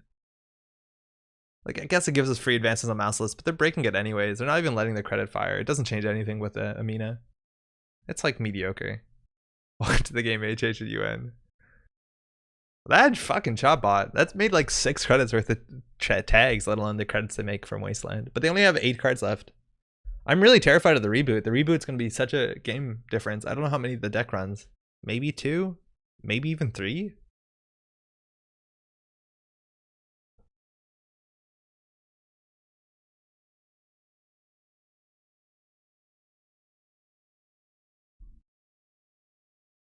Even if this is an Atlas. Oh no, they have an Emiku at 3. I miscalculated the cost of this because they can get through this for 1. It's actually only 5 credits. And we're going to have to purge at some point. We definitely are going to have to purge. And so it's worth noting that Apex's ability is optional. They've been using it every turn. And I feel like with only 3 cards left in your stack, you don't need it. I guess it does help you with Heartbeat. But I don't know if you need it right at this point. 6 and 20. Yikes. We still have to figure out how to win. Like, if they do nothing, how do we win? If they just run everything that's advanceable. They don't know our deck list, but anything that could go in the remote that's advanceable is out of the game, right? 1's in here, 2 are in archives. we talked about this before. We might need to find a preemptive just to preemptive hard-hitting newses, which is so wild. Them not managing to get an ace ups down was really unfortunate for them. Yeah, it's a really big difference for the economy of this deck. If they got an ace ups down, yeah, we're probably GG. They only got the Mina from a simulator, which isn't value. I don't think it's that bad, right? Like install. Well, yeah, it's not great. It's not great. They might still have a 3rd assimilator. They could, but like, how are they going to afford to install it and then not us trash it immediately? There's only 2 in the heap right now. All right, they're going for it. So we can't res that. Wait a second. So they don't have the credits. So in theory, we could run NGO fronts and then hit the Mouseless to fire. Yeah, I think we do that because they can't get a credit. I thought they could maybe get a credit by like trashing something, but they already trashed something. So I'm going to hit them with that because it gives them another tag. And it'll give us a credit back. But now we have nothing to put in the remote besides agendas. Also, in theory, if they go through here and they get more credits, like we could hard-hitting use them. Sorry, economic warfare here if they want to continue the run, if they don't jack out with 4 credits. Not much we can res. I guess another Mouseless would be annoying. Yo, people don't like Hordem anymore, do they? People really don't care about Hordem. People stop playing Hordem. Is that correct? I feel like Hordem is not bad. I feel like Enigma is a lot of times nicer. I guess there's no more pad tap, so Hordem seemed to get a lot better. Oh, I still love Hordem. Yeah, but do you see this? No one else plays Hordem anymore. And I feel like without pad tap, Hortum got a lot better. I don't think the triple advance on it ever matters. Speaking of Hortum, I managed to advance 1 to fire a couple days ago. That's so good when they advance it to fire. You Marcus Batty that shit. Hortum is less expensive for Black Orchestra versus Mouseless. Oh, I totally agree. Like, Mouseless is sick against Black Orchestra. We actually want this run to be successful so we could consider economic warfaring them. I don't care to res this Aket or Mesfingo. Yeah, so they made a successful run, which gave them Amakua. But if they click for credit, like, we're going to throw a book at them. Just run Enigma. Yeah, I think Enigma is a comparable thing, though. Like, Enigma seems nicer. The face check is much more relevant. It's a bit cheaper. Amakua isn't as prevalent is probably why. The thing is, like, Amakua it's not that good against Hortum. The thing is, like, I don't even think, Grim, how's it going, by the way, is I don't think people ran Hortum as an Amakua counter. It's way too expensive. Like, you're not going to triple advance that. Okay, well, the bad thing happened. Yeah, fuck you. Oh, feels so bad. 8 tags. We might actually be able to make them wipe their board. We'll see. Advanced Hortum is a reasonable turtle tech. Yeah, but what are you going to do? Dedicate it? I feel like if you dedicate it, you're just throwing out your win con. If a triple advanced Hortum ever fires, you win. So it's amazing when they can't happen. It's not nearly as good if you can't one taxing ice. Yeah, I guess so. It's obviously like a Mouseless that doesn't have the run, but it's so much more taxing against Black Orchestra. Generally, they break for 6, and you still get a credit, which is sick. Iniga feels so bad as soon as the Mina comes down. Hortum is still 4. That's true. I don't know how much Amina, though, there is. The fact that they have to play an Amina to deal with your Enigma, though, it's like, that's fine, right? I don't know. The fact that, like, you pay 3 for Enigma and they break 3 with Black Orchestra, like, that feels so good. 6 agendas and 19 in R&D. Oh my god, and we have no more money. Thinking you're in a spot where Turtle's running over your server, spending a turn to advance and short up against the Turtle isn't the worst use of your time. I don't know. Ooh, 7 tags. Okay, hold on. So we can do 14 damage. So they have to protect a fair bit. So 4, 5, 6, 7, 8, 9, 10, 11, 12, 13, 14. I think we just do it to see what happens. I don't know if this is the winning play, but I want to do this. So we're going to do the high profile target. So that's 14 damage, which obviously they have to prevent some of it. So that's 4 damage easily preventable. You can take the whole hand of damage. That's 8. And then they have to prevent another 6 damage, right? So basically they have to decide what's expendable and what's not. Yeah, we just blast them. We started blasting. And then from here, like, what do we do? Yeah, I guess we just play the wall to wall and click for credit.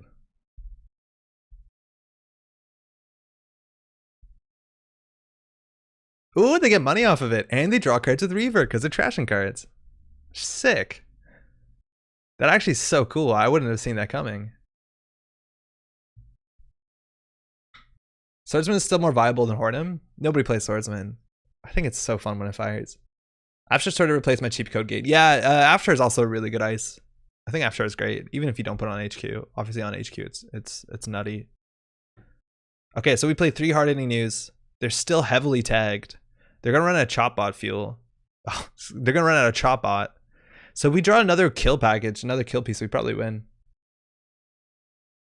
Amin is the closest breaker to Yogg and making me regret playing weak code gates. Oh, the Cradle meta is alive, huh? Afshar versus Orchestra. Afshar versus Orchestra is disgusting. Orchestra versus like Thimblerig is disgusting. delete. They kept a Wasteland, which is really interesting. Again, we can still lose. 1 in 4 cards in RD. No, more than that. 6. 1 in 3 cards in RD. Wow. Okay. So where do they lose? They lost the final assimilator, a prey, all chop bots are out, and a dirty laundry, and we have 1 more click. Okay. If we draw another HPT, we win. It's 1 in 17. Boom. Don't have the money. I'll kill them, make them watch with no rig while they slowly score out. I totally forgot that they did lose their nanotech, which doesn't matter. They have an MO2 and like they kept the 2, obviously, that are more relevant. The question is whether they just like spend 10 to clear 5 tags, which they would still die. Oh, actually no, Heartbeat, they wouldn't die. But now that their heartbeat is done, unless this one card in hand is exactly a prey, but the meat damage was random. So we'd have to miss everything besides prey in hand. If they have a prey in hand, I'm gonna absolutely lose my mind. Don't remind me about Orchithra versus Thimblerig. So many games where my credit pool just goes up in smoke. Yeah, that's bad. Oh shit, we lose a credit on this. That feels bad. Okay, there's an Aesop left in the deck. Yeah, it's down now. Okay, we lose one. That's fine. They can trash this for 3 if they want. They can also leave it to get Amakua counter to 5, which is probably what they want if they want to run R&D this turn. I don't know if they can give us... Oh, they trashed it, so I guess they could still run this. But getting Amakua to 5 is very, very relevant against this deck. So I think next turn, if we don't draw what we need, we just purge. Actually, no. Only purge if we can res. So probably not. Hopefully we top deck mass comms. Clicking for credits. Okay. Top deck, the winning HPT. Oh my god, we're so good at this game. We are so good. 28 meat damage is what it took. There's no amount of prevention that's going to stop it. I can't believe we top decked that. That was 1 in 17. Still trashing stuff. Wow, you're pro. Yeah, we're good. We're so good. Hey, GG.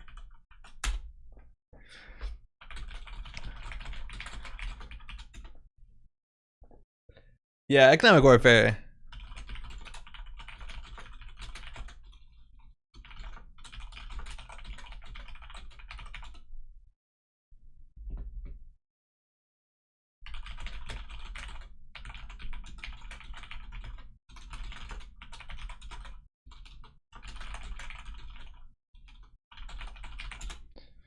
The highest profile, yeah, right? I think literally every run. Sandorius, the deck works. Yo, updated to 66% win rate. Let's go. Yeah, but I don't think our ability was ever relevant. I guess they do have heartbeat, but like still, I don't know.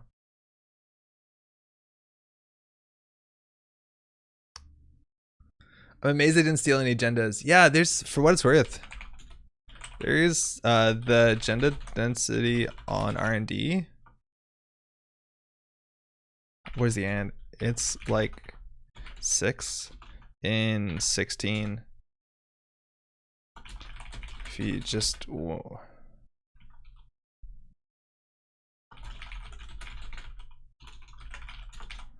Scared, you just pressure R&D and that'd be game. Yeah, so like let's 6-16, that's absolutely wild. Like look at that. Food, Atlas. Wow, there's 5 points in the bottom 2 agendas. Like that, there's nothing you can do about that. So as a runner, they'd have to actually steal, well, okay, they need to steal these 3 in a row. They stole the SDS, obviously they win way sooner, but if the SDS was like flips the food, they have to steal 4. 2 on the bottom, like what can you do? Yeah. So if you didn't trash that wall to wall, Amakua would be at 5 strength, and then you can run through the Mausolus on R&D for 1 credit. Oh no. You can let me have the credit. Sub, you can take the tag, and probably.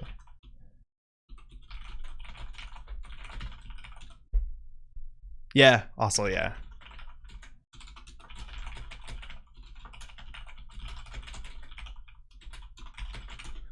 Hello, yo, what is the deal with Jinteki right now? What do you mean, Dragon? How you doing? Seems good. Imagine how Wayland just unloads a second truckload of assassins after the first one did not find the bloody PC the hacking came from. The thing is, like, Apex spreads. The last card was a reboot. The last card was a reboot. Are you kidding me? Yeah. You're flying. That's so wild. Is Praise anyone courageous enough to run with Apex? Yo, Apex is cool. Like the dream of Apex with all the systems set up. They net deck this, but like all the systems set up, like it's pretty enticing. The issue though is just it struggles, obviously. Thanks to the game, eh?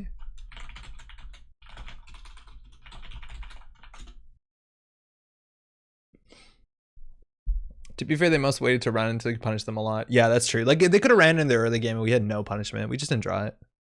Hey, cheers. Take care.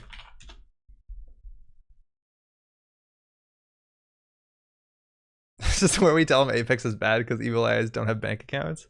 It's hard. I'm gonna run another one with this. I want to see what it looks like. Shows a bunch of games that are glitched in the lobby. Oh yeah, you're totally right about that. The lobby is like really fucked up tonight. There's a lot of empty games. I saw this number like 30 games tonight. I thought like, oh, American Thanksgiving. A lot of people are chilling. No, it just seems absolutely borked. Don't know what's going on. Destroying a whole city block in the process. Wayland has no issue destroying a whole city block to get one person, let alone one sentient virus. Dana has a really bad bug where Phantom games hang out for ages. I was under the impression that like 20 minutes is what it took to kill Phantom games, but apparently not tonight. Tonight it looks a bit worse. That's okay. That's okay. You see this? You see this bat signal? That's a real one. That's a real game. Usually. Speaking of bat signal, I'm playing this week Arkham Knight, which I think I'm like 2-3 years late to. Arkham, I remember when Arkham Asylum came out. That game was like low key, so good. And it came out, and for some reason it came out on a sale the day it came out. It was like, I was in college. It was like, yeah, the game is like $40 for some reason. The day it came out, we're like, okay. And it was amazing. And then Arkham City was pretty good. And then the other one on Christmas, didn't play, didn't look good. And now I'm on Arkham Knight. It's lovely. It's really good. I don't know if y'all play the Batman games. Good fun. The bug is muted. Uh-oh. I swear some of these are Phantom games from yesterday. Yo, hey. Oh, JTF is watching. I'll play. Yeah, Dragon, jump in if you want. Arkham Asylum was amazing. I loved it. City was good. I really just liked Arkham Knight. Why? I'm having really fun with good fun with Arkham Knight. Oh, Dragon, hold on. Ah, fuck. Want to play the next game? Jethrin jumped in. Have you played Hand of Fate? Moribund, what's up? I played Hand of Fate. I played Hand of Fate 2. I played more Hand of Fate 1. I know the studio went under. Ooh, Kim is going to line up poorly for us. I thought it was great. It's obviously that's the combat system is very similar to Batman. I guess that's why you bring it up, right? One day I'll have enough courage to play. Fear, honey tea. There should be no fear. Seriously, it's like, okay, I know that we point out mistakes, but we specifically try to do it in, I hope, the nicest way possible. That if you watch the VOD, you have a lot to learn. No one's gonna get roasted or anything. Like seriously, if you want to play, it would be everyone's pleasure. Thanks, you too. Right now, there's only Hades in my game queue ATM. Hey, you're not doing too poorly if that's your game queue. The story in the Batmobile. Oh man, the controls are like so fucking complex in that game. I think they're actually kind of bad. But the Batmobile kind of kicks ass. Why didn't you like it? Right now, there's only Hades. Oh, excuse me. It has very cool parts, but overall it was a bit of a disaster. Cat, not like this. I enjoy it. I like the open world aspect, that the things you can do are vastly different, and it actually gives you full control of what to do. There's no like, doesn't seem like any repercussions of doing things in bad order. This is a bit of a salad. I'm gonna just do that, I guess. I mean, you can roast me if you want. My decks are generally really bad. Okay, as long as we get permission. Me too, honey too. It's really scary. I'm sorry that it's that intimidating. I didn't want it to be like that. That's actually disheartening to hear. We'll try and do better. I like to play more Netrunner, but I do not enjoy playing on Jinteki. Yo, there's a lot of people that feel the same way. It's a bummer that 2020 is the year it is then. Oh, we're putting a dude on R&D, right? Nah, we need this on the remote. Okay, what's our turn here? I think we have to advance this once. Yeah, we're putting it on R&D. I guess we're advancing this, so you know it's not Miss Fingo. Like, it kind of shows what we're doing. Helps to get people in voice comms. It definitely does. Playing on TTS is nice if you can speak to your opponent. Is it easy to find games to do that, or are you playing against people you know? Oh, neat. Divide and conquer. Okay. So we're probably going to lose a mass comms. Yeah, Humanity's Hammer, Edward Kim smashed mass comms. Feels good. We complain that you can't interact with that card, but our Edward will swing hard. I like a doodle on R&D. The runner doesn't want to run it much. Yeah, it's really good if they drop down a Stargate, right? The problem is like we can barely afford it. I don't want to yuck on your yum. I'm glad you're liking it. Oh, no, of course. Turn 2 DAC. Yeah, it's super wild. Like, that's so expensive. We did mulligan, though, so there's a chance. But, like, that generally means they're on turning wheel or something like that. Did I not actually? Did you not? For real? That's weird.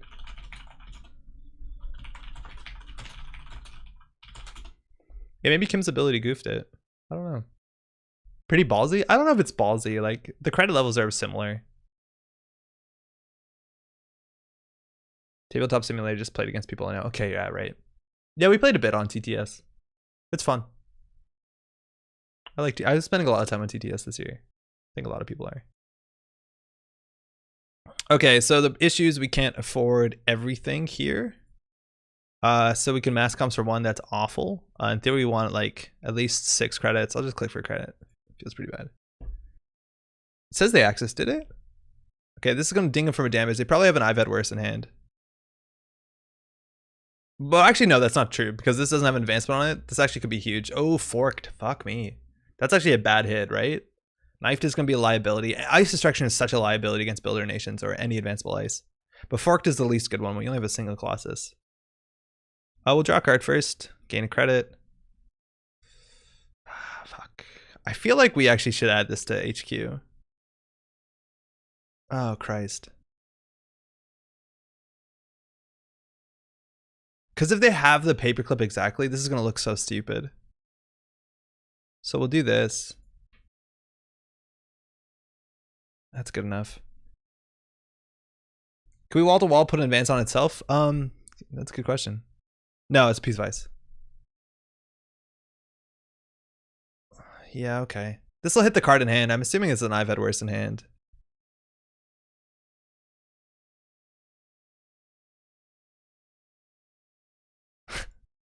It is an I've had worse. Oh man, that's so bad.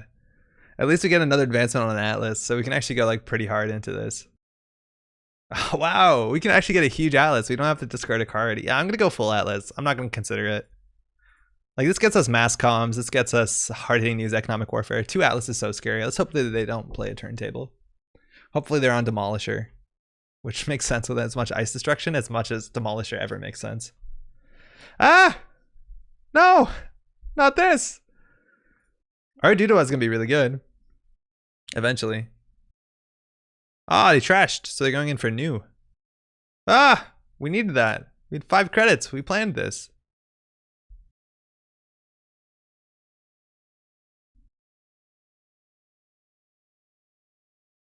Ah, nice. Nice. Okay, we'll take that.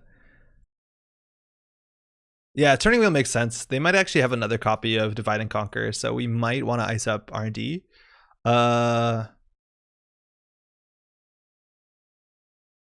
This actually might be a good window just to jam this. We also not considering economic warfare into anything, but like they have the credit lead, let alone we have to res this for 7 in a minute. Ugh. This feels bad. I guess credit, but like that's just doesn't feel proactive. They have way too much money. So I think we need to be jamming into the remote way more often.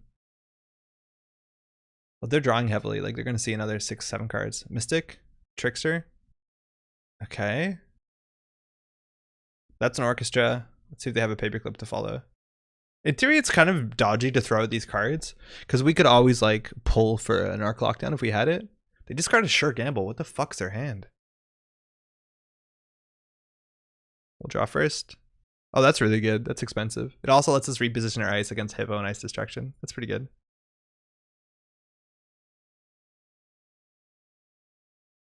Okay, so we build up the credit lead and then we can start jamming. So we're going to ice up some stuff first.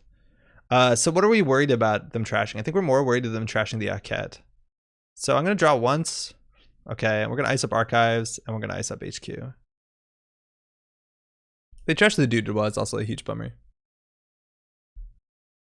Yo, good night, Per Valley. Thanks for coming by. Enjoy your evening. All right, Mystics giving them value. Why is there an I've had worse in a play area? Oh, because they're playing it. Nice. Oh man, where are the bots coming from? Goodbye. Can I add this bot as a friend? Okay, now I want to not. How did? Hold on. Did you just give up them an easy target for loading up turning wheel? Yes, but we can move it. But you're right. I did not consider that, but we can reposition it. Okay, daily casts. They've played 2 I've had worse, so our plan of hopefully killing them at some point is good. I think we could jam an SDS. Like they need the paperclip. They need to get through this. They need to take a damage. So it might be a good time to jam the SDS drone deployment. We could also install SDS drone deployment naked, which is honestly not the worst play.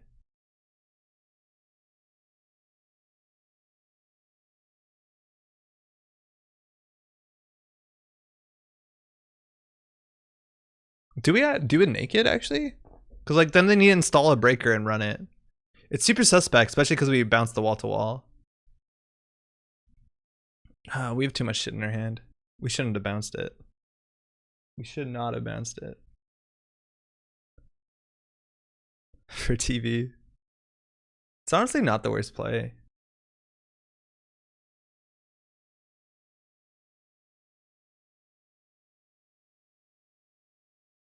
This is unique, right?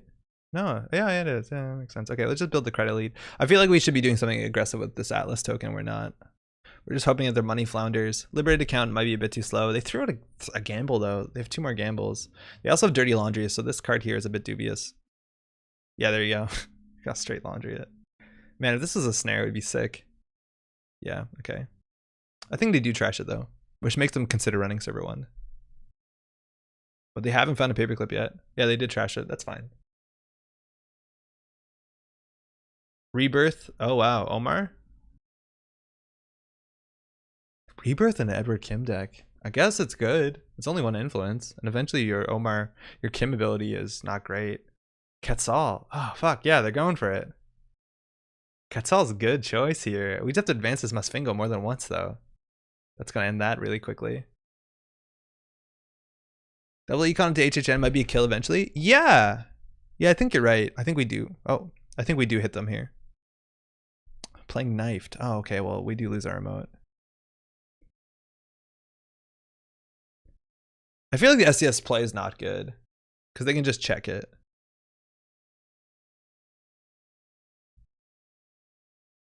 Hit a Bagat. Yeah, we definitely double econ into hard hitting news here.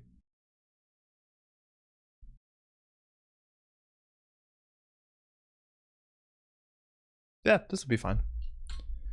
I hope. Oh, excuse me. That was on me.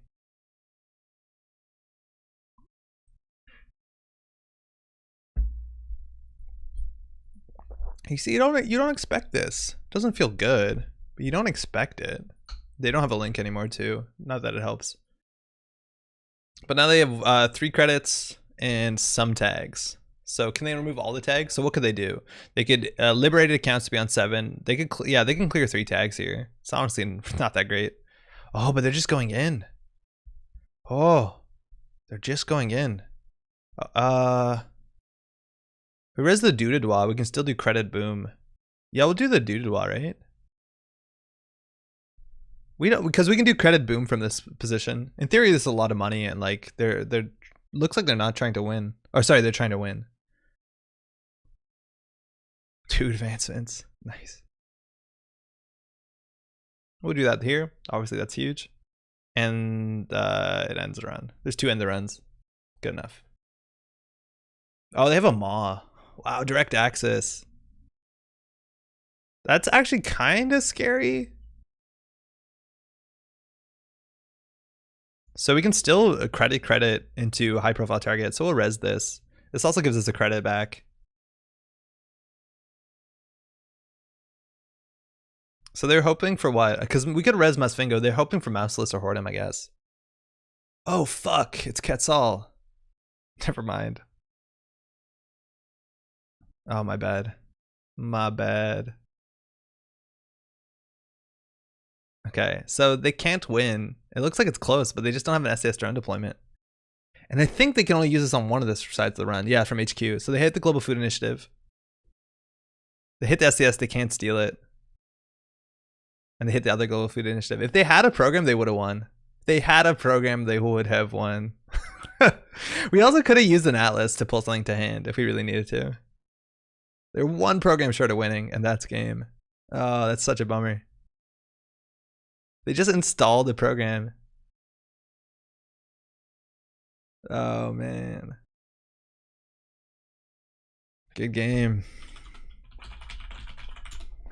Can you move your face? Oh my god, my face has been here for such a long time. Did we not move it all game? Uh-oh. Oh! I could have installed in the run too. Could you?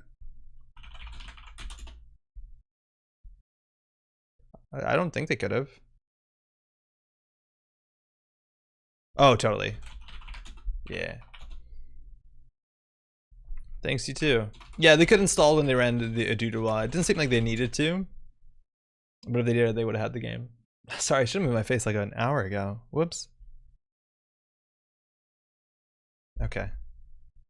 Cool. So that's the game. Again, our ability in no way matters to our win con. It doesn't look like it does pressure the runner. Maybe it changes when they run and when they don't run, but I don't know. In some ways, like them running a lot actually helps you because it destabilizes them and makes sure that they're not setting up, getting good economy, like being able to defend against our bullshit. But yeah, that didn't work out. Yeah, I don't know. I don't think our ability is relevant. So yeah, it's good. Yo, Andre, you gonna be playing any throwback tonight? No, Bahram, we're not. How's it going? I think you published some throwback lists, right, on Netrunner DB. Next week we are. I think Eric's also gonna join us, and we're gonna be playing some throwback next Thursday. Not tonight so far. I actually haven't even put my foot into the testing waters just yet, but I'm really excited to.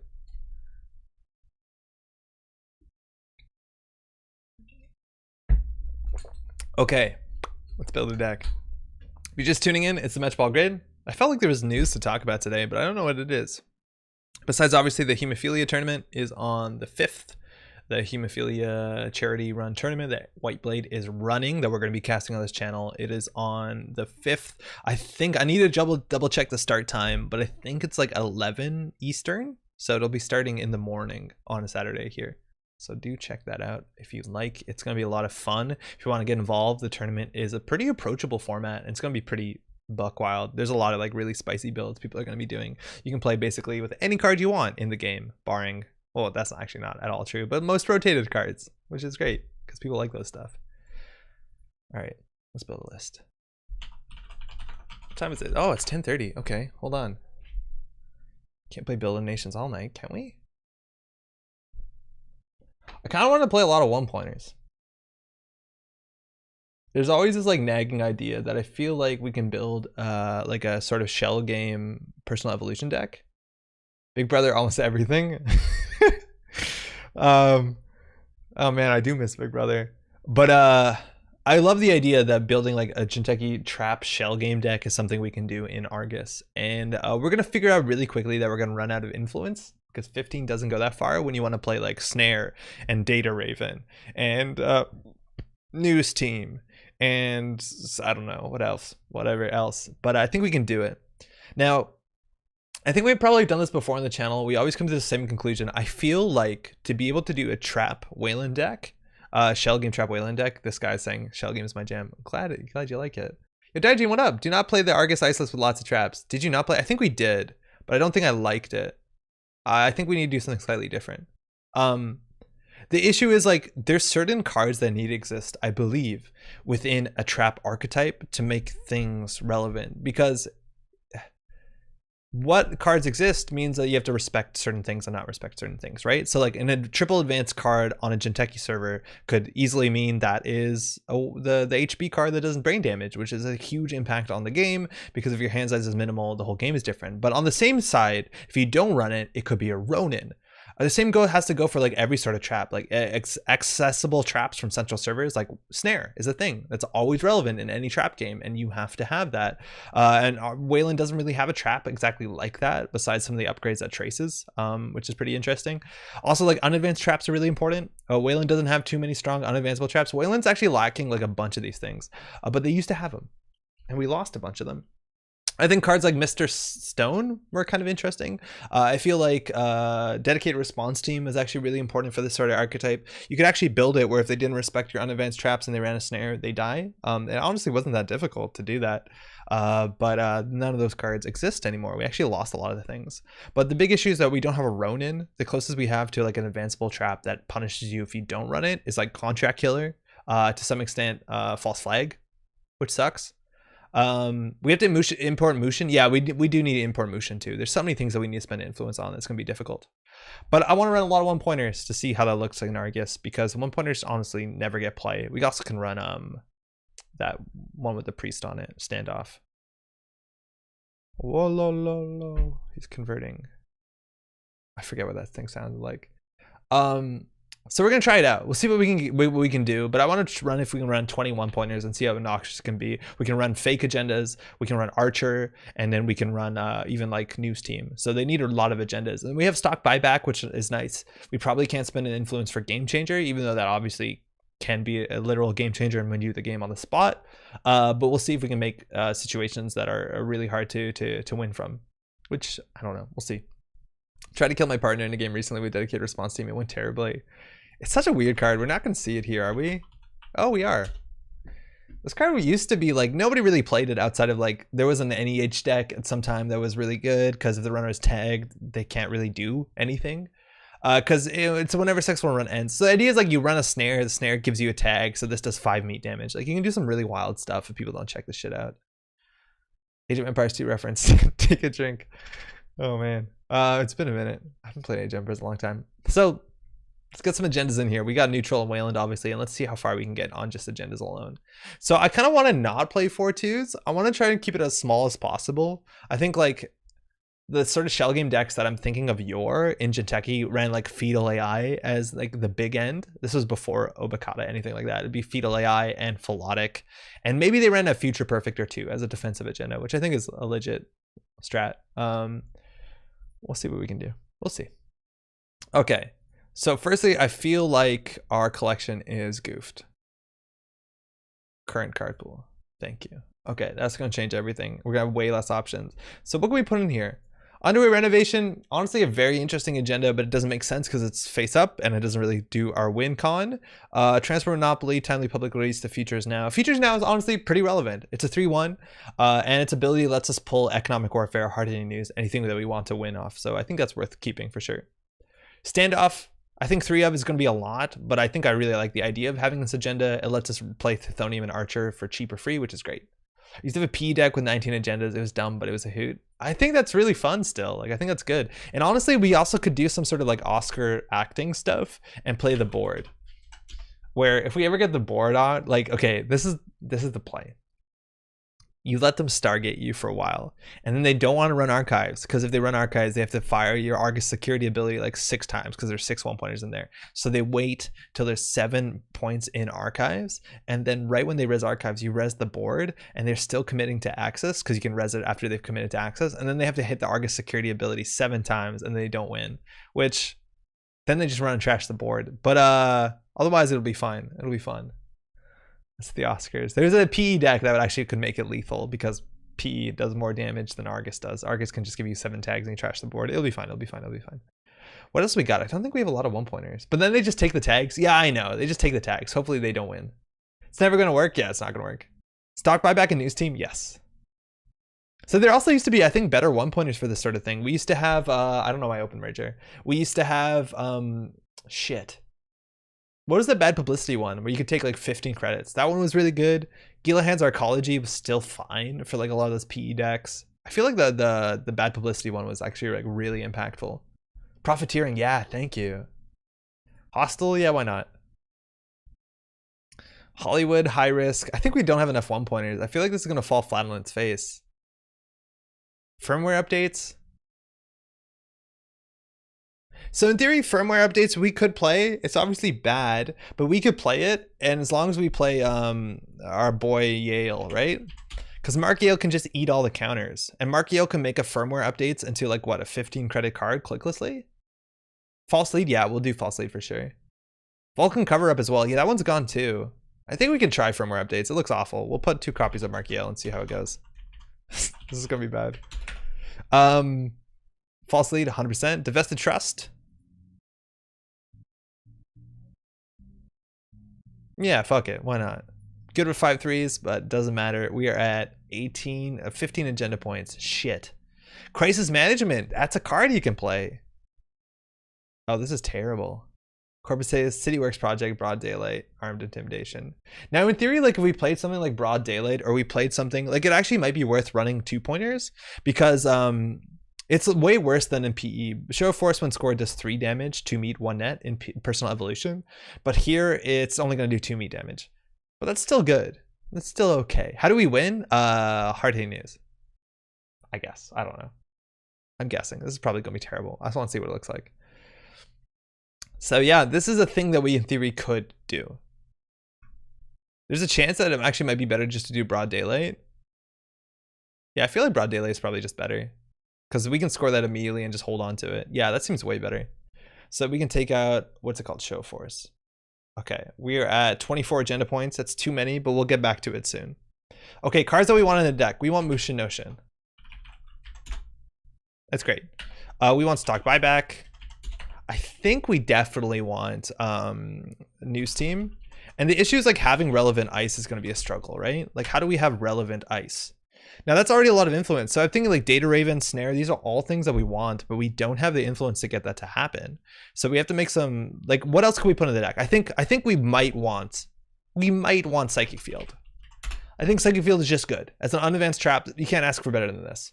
If we're playing a 4-2, why not Armed Intimidation? Because Armed Intimidation gives them choices. You're actually kind of right though. If we leave this on the table, that's way stronger. Yeah, no, that's a really good point. That's a really good point. Back channels is bad.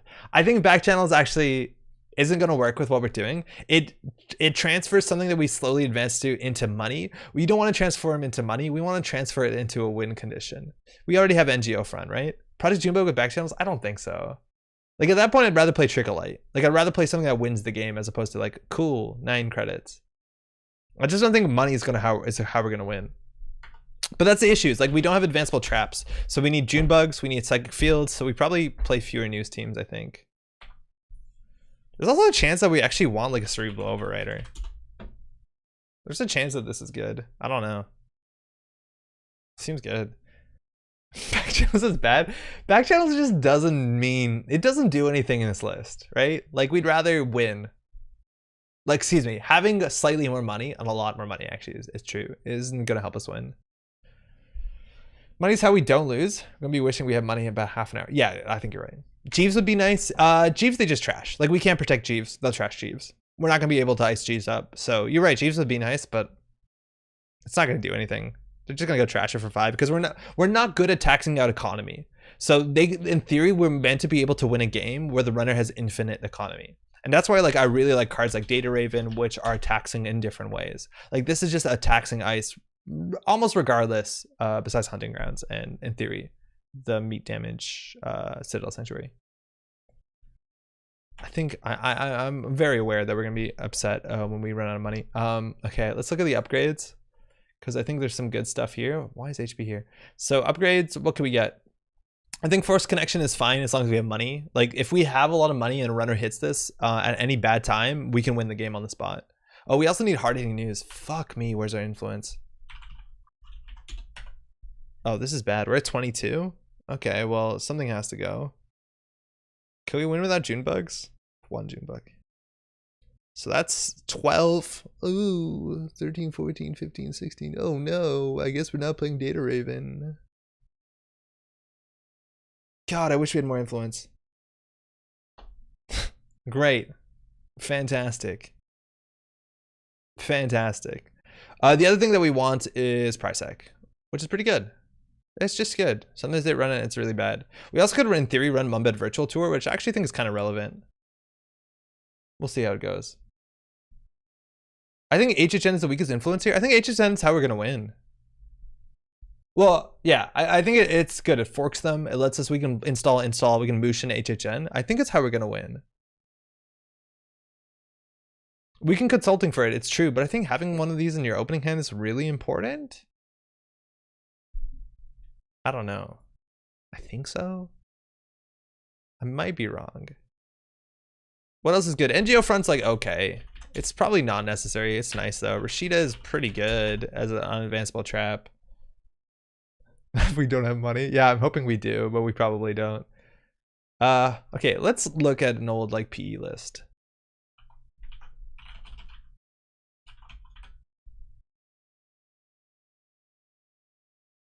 This is not the PE list we're thinking of.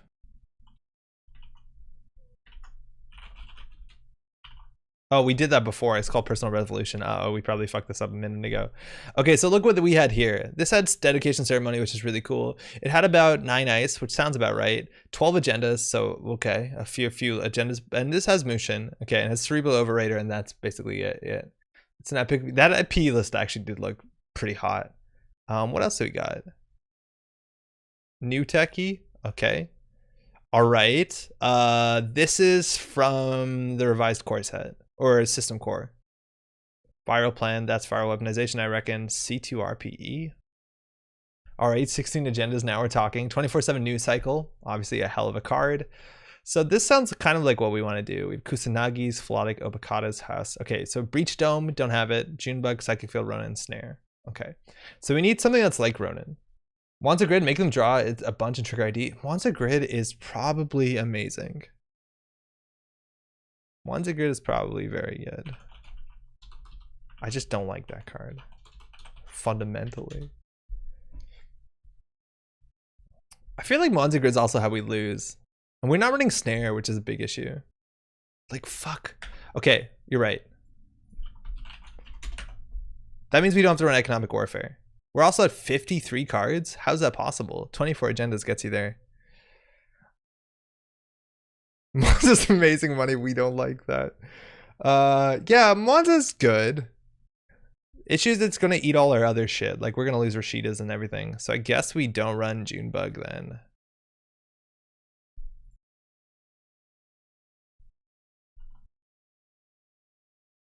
Are we playing influence for this? No. Markiel is such a bad idea. Okay, so 24 influence, so we can definitely cut the worst cards, which I reckon are gonna be firmware updates and Markiel. Now we're at 20 agenda points, 47 cards. Okay, we want some ice. What ice could we play in this list? What's our win con? I think we probably I don't know. I don't know. If we don't have Junebug, the Mushin's always safe though. Yeah, but they don't know that yet. No, this is a terrible idea. I'm bailing on this halfway. There's no way we're going to build this deck. This is an issue. This is way too many card slots.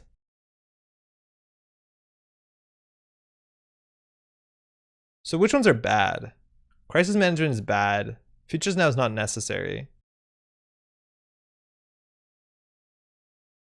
Everything else is cute.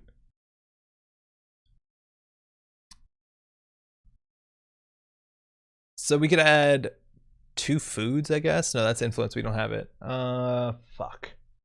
Need HPT? Yeah, we definitely need a way to kill them. We definitely need that. Lose standoff? I love standoff. Standoff seems really fun. It's a trigger, and also it'll help us like res archers and other shit that we're playing. My friend won a game in a tournament because his opponent had no idea Crisis Management had text. Are you serious? They just died to it? I really want to play with that card though. God, influence is such an issue. Then 2 of them scored, I guess, and they had 1 card in hand. Yeah, nice. Okay, what ice do we want to play? I guess Afshar is fine. Archer is a 3 of is a bit ambitious. We can do 2. Mouseless seems really good for the cost. We want to end the run. What's the best end the run barrier? Is it border control? Border control seems really expensive. What is actually the best barrier?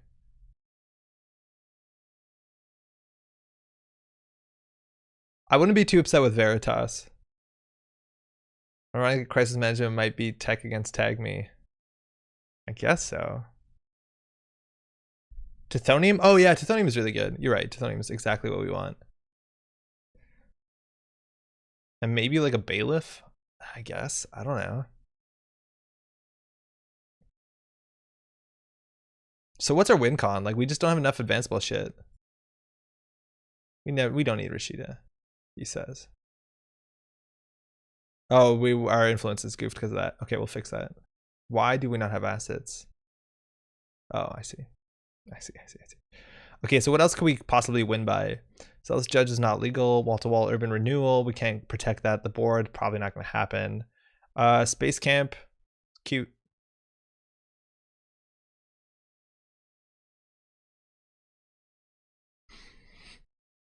I feel like we need dedication, but then we have to do dedication and something else. Like we have to do dedication and something. We need something to dedicate. Oh, this deck looks so bad. I need to try and build this before the stream happens.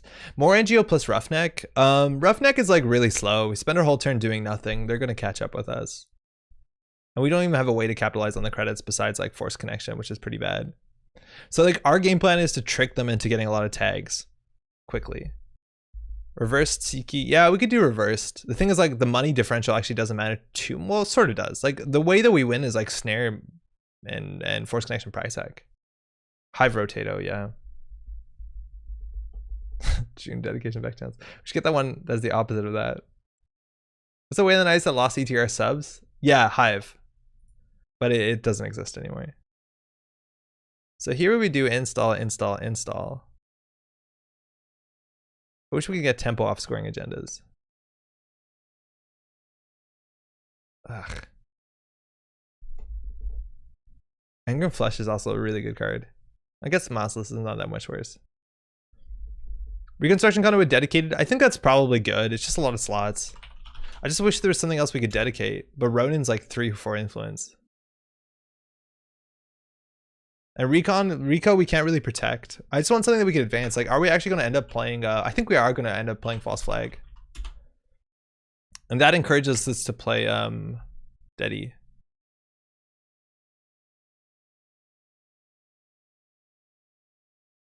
We can mill our opponents with Argus damage. We can only hope.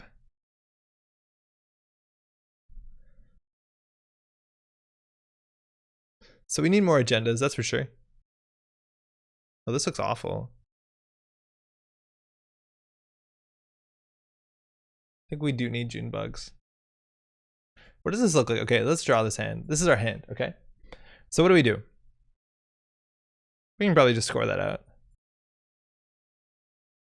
3, 6, 7, 8. We have 8 ice. We probably want more ice.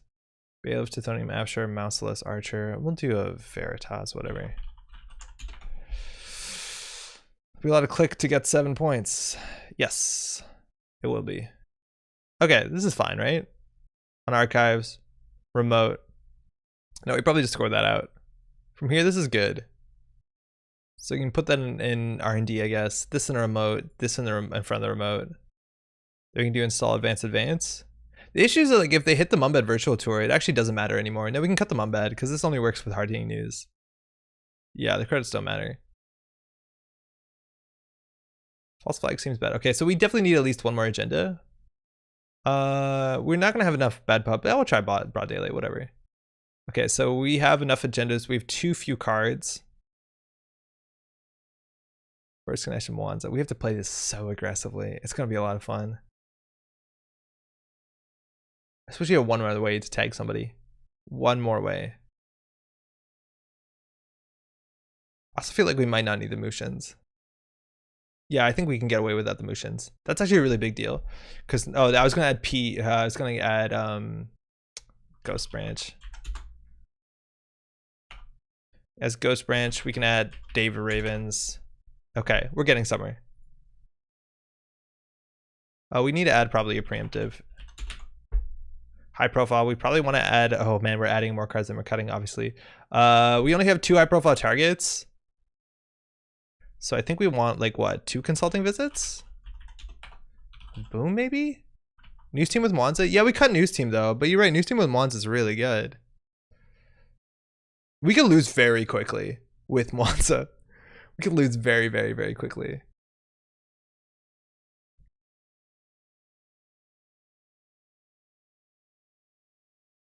I like the ideas going on here though. Okay, 56 cards. So we can cut 3 cards and add an agenda and be happy. No, that seems bad. So we need to cut 7 fucking cards. So we'll cut 1 ice. 9 ice is where we want. Force connection, good. Mwanza, Prysac, fine. Stock buyback, preemptive, high profile target. Or we get rich quickly. Oh, we get rich very quickly. We'll cut the NGO fronts. They seem like a liability. We can cut a standoff, I guess. Almost there. We're getting there. Or Meridian or Shiku? Meridian's not that good. Shiku though. Oh man, if we play against somebody who's one of those like, what's that card that you sell things in Wayland? False flag without Deddy? Yeah, Mr. Casito. We can't use Deddy on any other card, so I think we're just gonna slow roll false flag and hope for the best. But you're right, with Deddy it's obviously way better. The thing is we have to res it to Deddy it, so we're generally Deddying it to score it. It's not great. Speaking of not great, hey, that's 1 fewer card. Okay, let's see what this draw's like. Okay. Ice R&D. Or HQ, excuse me. Probably credit, I don't know. When do you get the money from Wanza? After accessing, okay. Put that in a remote, credit. Oh, I drew 2 cards, okay. Doesn't count. So we'll just score this. We'll build a remote. Put this on R&D, put this in the remote. Score it, I guess.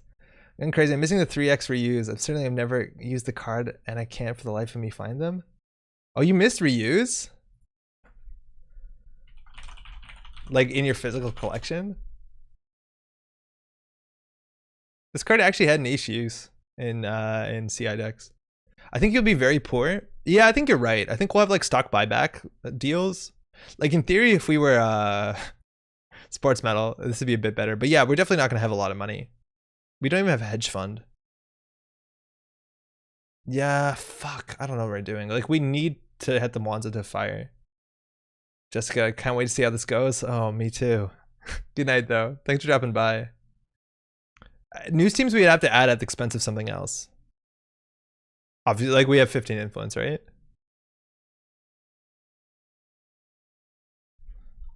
Maybe that helps.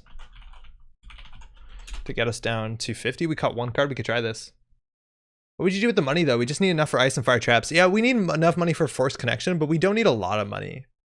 I don't think we need a lot. Do you need Data Raven? Data Raven's probably a very taxing ice regardless of what we do. And the idea is that our deck requires the runner to fuck up and get tagged. Like we're a weird tag tempo deck. Because we have no way to aggressively tag the runner. But we're hoping that they run through a Data Raven, take a tag, hit like a force connection and a Prysac, and then steal an agenda. Right? Like we're getting them into the situation where they have to basically tag themselves. So I think the Data Raven's 100% necessary.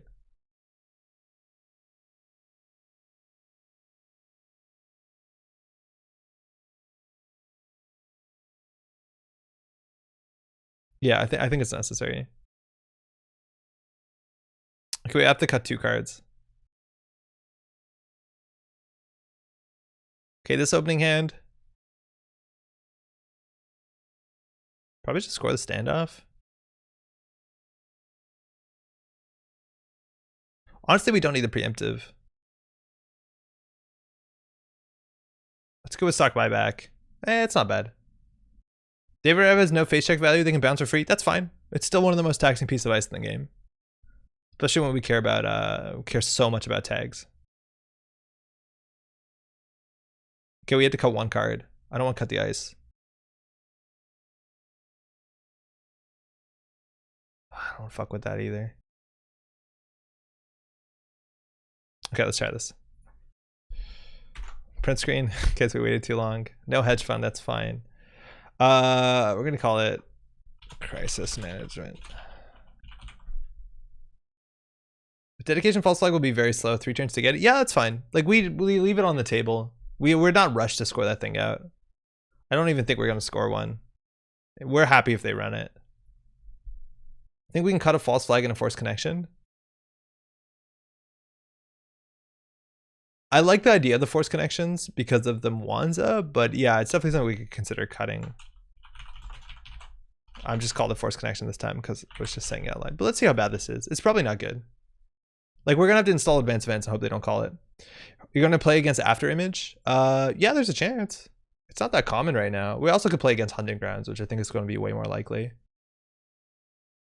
But at least that deck requires them to set up a bunch of shit, which I don't even think we're that fast. Let's see how bad this is. I don't have high hopes.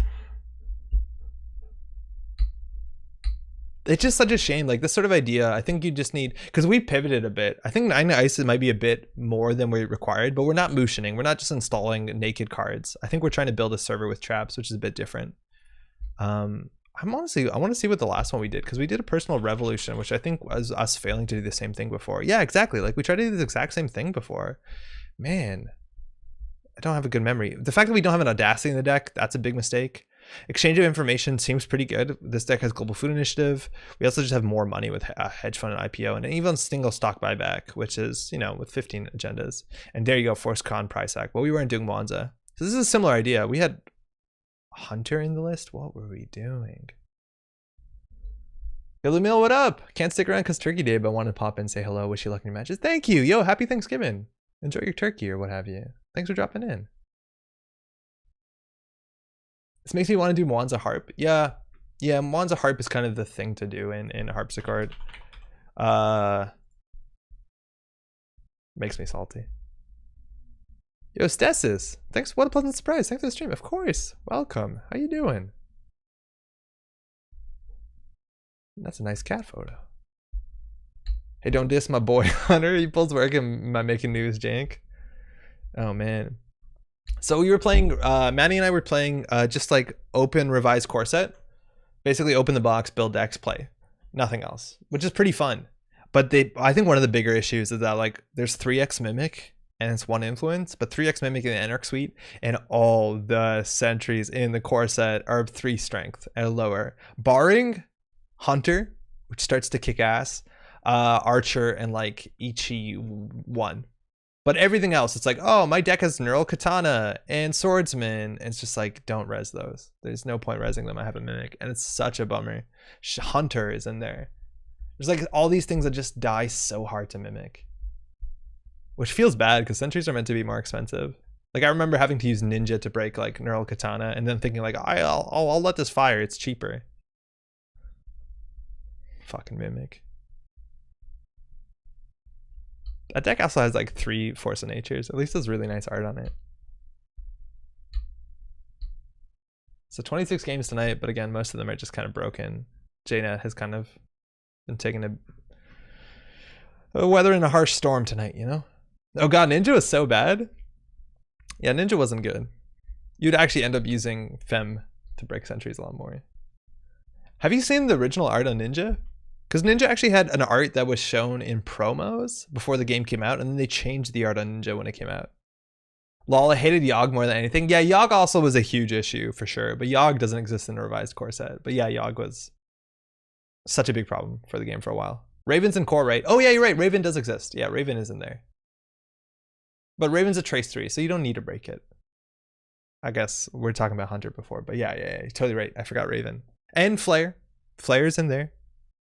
So you have that going for you, I guess. Flare would actually be pretty good. Besides like Fem and or Emergency Shutdown and Revised Core, it's probably bad to okay.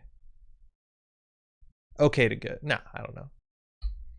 It's so hard to res like a tilt booth in that meta, and then someone just runs HQ, Emergency shuts it down. It's like, okay, great. I paid 9. Thanks, Reyna. 10 with Xanadu. That's like half the money you'll ever have in the whole game. It's an exaggeration. Ninja, Netrunner. Yeah, you could see like art.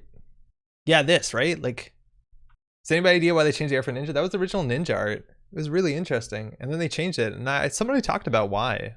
I forget why. Maybe this Reddit post will know. They changed it to what we're used to.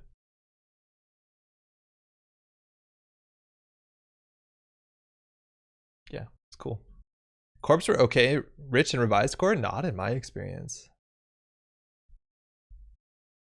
They don't have much. They have hedge fund. If they have a melange sticking, yeah, that's a totally different situation. I found it really hard to play pad campaign because of the... Oh, Honey did it! Hey! Because of bank job. If you're playing against criminal, the old ninja art is so much better. It's more interesting, but it's less. Not at all. It's way less. Doesn't look like a ninja. Okay, smoke. Okay, fuck. After image is happening. Opening hand is bad, but aren't most of them. No, we're gonna keep that. That's sick. Remember Corpse primarily winning with punitives and revised core? Yeah, punitive is really good. And the one of stim hack absolutely goofs you up. It absolutely goofs you up so hard. Okay, hold on. I should actually just set up the camera in the proper space and then just have a scene to go there. Okay, so if we put this on our HQ, we probably lose.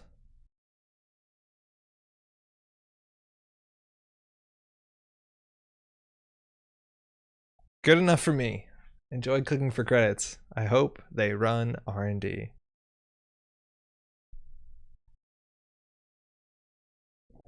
So early on the stream, Honey T was saying that they were scared to play on stream because it can be pretty intimidating, and I understand that, but we'll have a good time. Dirty laundry. Let's go R&D. Oh shit, okay. Do we fire snare if we can? Maybe. Broad daylight. Okay, so they have to take 2 meat damage or a tag. And we lose 2 points. They hit the one. I guess everything was in theory a trap. If they hit the news team, I think we'd be the happiest. Because they took the tag. Okay. And they got good tempo off of it for dirty laundry. That's a good start. But that tag is going to be a bit annoying. So they can still clear the tag and like, they actually don't need to clear the tag. I think they'd be totally fine not clearing the tag. Obviously, as long as they don't play a resource, which Beth changes that. This looks like a Rashida. It's not. We don't have Rashida. I think we're going to do advance. But the thing is, like, for this to be good, we need to draw the appropriate support. Do advance credit. It looks like an NGO front. But for this to be scored, they need to either have less than 5 cards in hand. And we have to have the kill punishment. So, I don't know. It's unlikely for that to work out. And our money looks really bad. Our money looks terrible. We really need to interact with Mwanza. Dirty laundry, okay. So we can't really afford the snare here. News team though, that's good. That puts them slower behind. It makes the stock buybacks better. Obviously really good. They could take the 2 tags. I don't think they're going to. There you go. So they're on 1 agenda point. And I think they were watching us build, so they might respect the Mwanza the whole time. Which is in some ways fine, but like HQ is wide open. I guess we could always Apshar it if we wanted to. Sure gamble, Netmaker. Ooh, that's a good start. False flag. Fuck. We're gonna need credits so bad.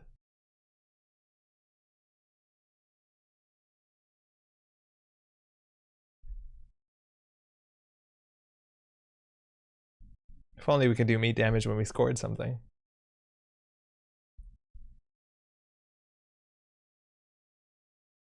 Is there anything that will give us tempo when we score agendas? It's like what? Sponsorship or Jeeves? Yeah, it's not good enough. If we top deck like a hostile or a showdown, downforce. I don't actually know what that agenda is called. The one with the really small text on it. We might be in an okay spot. Ooh, street peddler. That's really cool. That's a really cool include. That would be good for us. They'll let us score something while getting points. We also have to make sure that they don't have, like, we have to pay attention because we always could score this, but we have to score this and also have the punishment. Mani Sanai? Oh yeah, Mani Sanai is nice, but she's like 3 influence. And just clearing the tags, making our deck look like it does nothing. Speak of do nothing though, that's actually pretty good. Ooh, new flashy art. I don't think we need a stock buyback right now.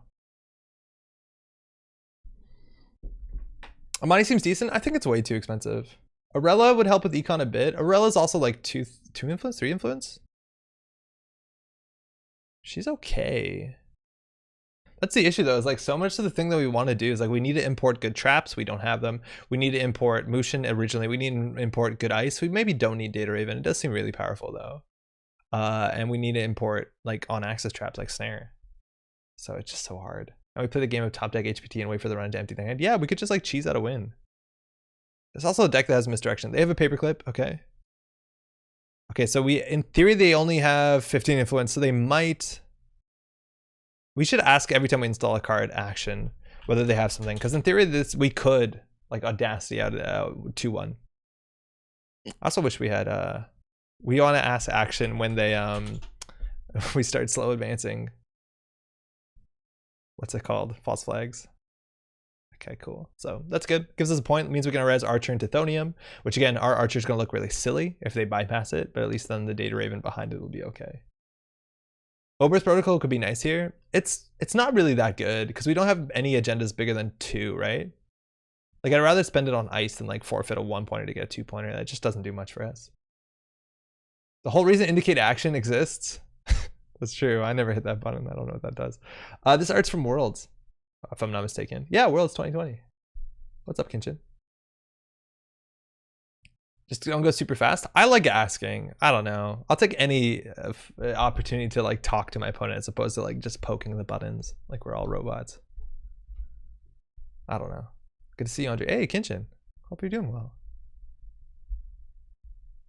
They're drawn up, so they're setting up. They have a bit of a setup. Sure Gamble's good. Ooh, Steady Guide. Not what I expected. Not stealth, but it lets them use that smoke money. Smoke money. Double snare, man. Now we want the Mwanza here. So we could wipe their hand. I don't think we want to do that. I just think we want to set up something like this. This is so bad. Imagine we just had Cerebral Overrider, like a June bug here. Can I pump with Smoke Creds, right? Yeah, totally.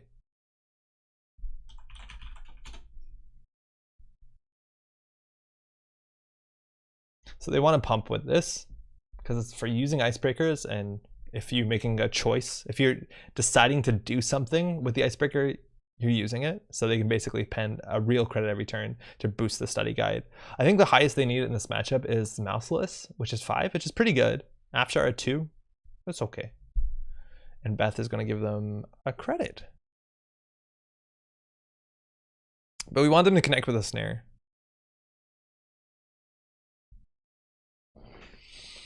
Now the question is what combination of like contract killers would be lethal, and I think there's like no combination here. Oh, they're running it. Okay, so they have to both trash it and they take a single tag.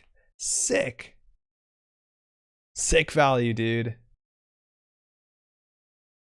The issue is this is gumming up our remote server, so it looks like they run anything we install. I hope that they run a snare that we install. That'd be really nice. Third gamble, look at them.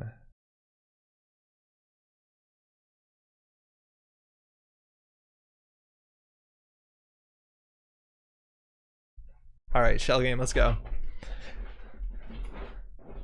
No matter what, we win, right? Yeah, no, actually, that's not true. It's not at all true. Oh, sick. Okay. So we need a top deck and HPT.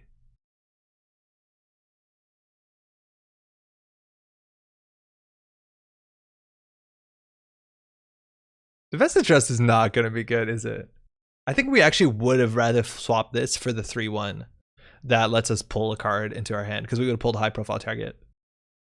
Because if we had a high profile target, obviously we have to score it. So if we dropped like a high profile target, we probably win. We obviously didn't. If we score this though, we can't res this, which seems pretty bad. I don't think we're in a rush to score anything.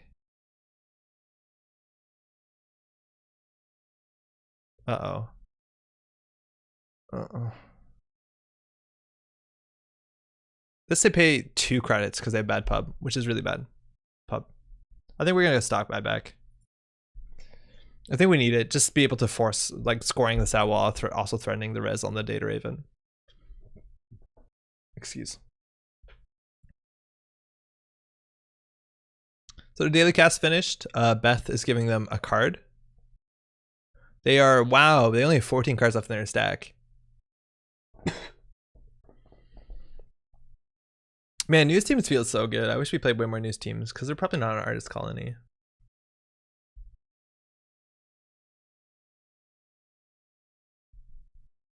I just don't know how they interact with this Mwanza. The worst thing is like 2 snares are out, or yeah, so like the Mwanza is actually probably not that bad. They could just run Mwanza and win.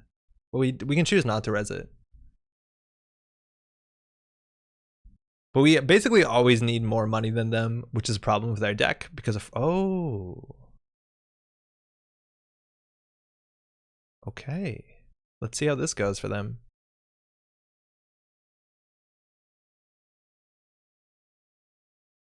Okay.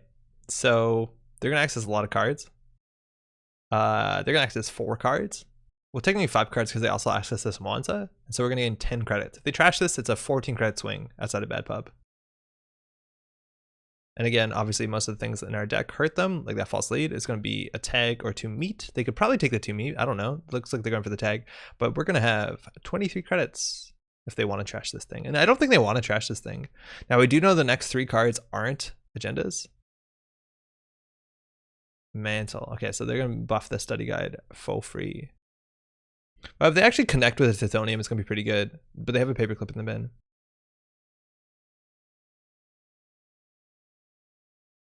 Consulting visit. Okay. So for lethal, we'd have to be able to.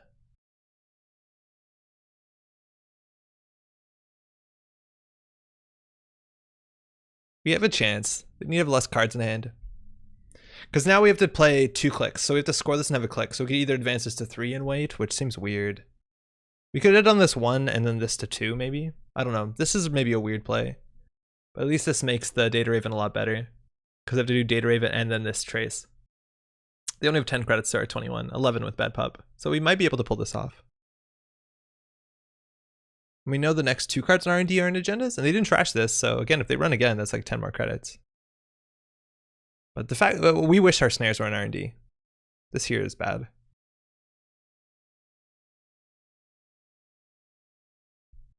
Beth is doing work with extra click. Yeah, Beth is really great. Oh, that Dream Knight's gonna help him so much. Whoa, what? They're going back in? I think they only see like what, 2 more new cards and we gain 10 credits. Whoa, but again, we can easily lose to this Wanza. That's gonna help him so much. It's gonna give him that click compression that you really want in this matchup. Cards, let alone credits. Oh my god. Uh-oh. 4 agenda points. We only have 1 news team, right? We're 31. And again, the money doesn't matter. We have no way to like do anything bad unless they like run at a bad time and hit an armed intimidation. But like we have no hard-hitting news. Hard-hitting news would be so easy right now. Do we hit them with this? I think we do. So they can decide to either trash their whole hand, which means they would die to Neural or any damage on the table, which we have none, but they don't know that. Or take the 2 tags, which they'd probably die to anyways. So I think they have to just trash their whole hand, which will slow them down. I just wish we could get the snares back into the deck. They lost Netmarker, Study Guide, Mirror, Daily Cast, Caddy, Jones. Okay. But we actually can't do any damage. That's a bummer.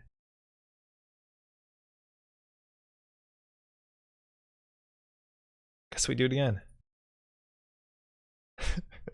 It's gonna be close. This is gonna be actually pretty close. Because they can still just slam R&D. But they have so much to do here. Like if they run R&D and hit the last snare, it's an issue. The force connections are issues. Go again? Yeah, go again's right. But we can't score out here. If we do advance, we don't have enough unless we top deck that HPT, right? It's just too many clicks. We can't even Audacity if we had it in the list. I wonder if Audacity is worth playing. It probably isn't. Because there's no really strong 3-1 or 3-2 to fast advance. That being said, if this was the other 3-1 that lets us pull an agenda to our hand, the future is now, we'd be in such a better spot. I think we should swap that. Because then we just pull an HPT to hand. And go for the long con. This also doesn't prevent you from losing for what it's worth. But interestingly, scoring this out is actually really scary because then if this is a 5-3, they lose. Fuck. You kidding me? Shit. So if they ever end their turn with less than 5 cards in hand, we're good. We also can return an agenda to HQ, which is interesting. We also can't. Can we install a Mwanza on top of a Mwanza, trashing the Mwanza? Can you do that? Less than 4? 4 or less. There's the after image.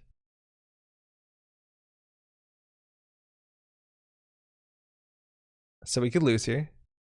We always forfeit this to take an agenda to HQ. So if they hit a 2-pointer, we'll be okay.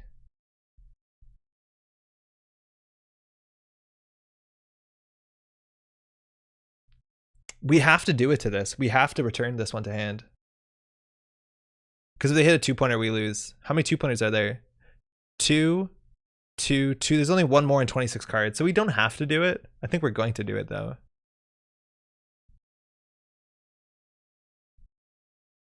Why are there so many bots?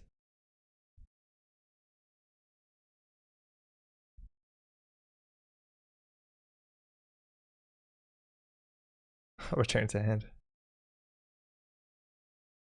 Swans is killing us.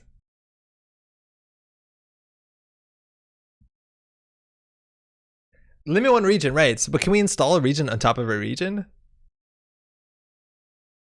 Why not just, instead of waiting for the 2-pointer, just because it's more valuable than us? Because if they steal a 2-pointer, they win the game before Defest the Trust triggers.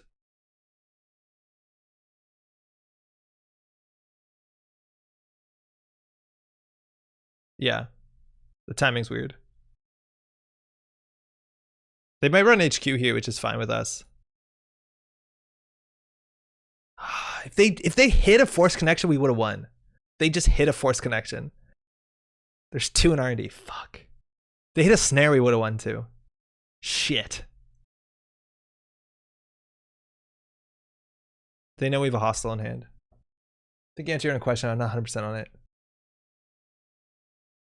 What's one per server? So can we install one to destroy one? I guess not. You can't do that to consoles. So yeah, probably not. We could face down a snare. Yeah, we could. I think they might be more likely to run HQ because we pulled the hostile to hand, but I could be wrong. I wonder what's on that street pile there. I wonder if the order positioning here matters. I don't think so. Another mantle? You have 4 cards in hand. Okay, so we only have good money because they ran Wanza 3 times. Now, obviously, their study guide is going to be at the 5 strength they need. We didn't draw, so I think they only see what? Oh, no, I actually see like 2 cards more because they stole stuff.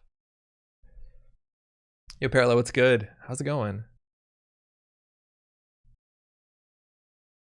We built a trap-based Arcus deck. Oh, they're running it. Fuck shit. This is fine. No, this is not fine because they only have 1 tag. Because they'll bypass this. We still res it though. Maybe you can, since you can trash the amount of cards in protecting the server before you install, who knows? Yeah, I'm not sure. Maybe you can. I honestly don't know the rules. So they can bypass this. Now they're going to steal the agenda, so they have to take the 2 meat damage.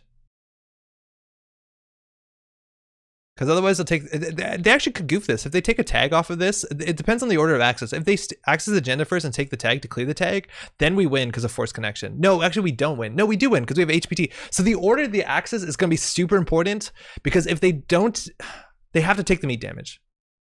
Oh, DreamNet. Fuck, I think we're still fine. They asked armed first, so they have to take the tag here for us to win. They did. I think we win because they can't clear all these tags. So now we have to boost past 8. So I don't know, 10 seems good. I didn't do the math. We can double HPT them. Yeah, we can. We can do HPT into consulting HPT. So they have 1 click left.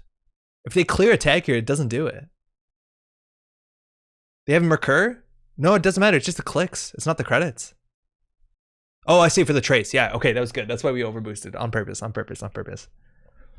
But yeah, if they took the meat damage, they would have been fine. I think we win.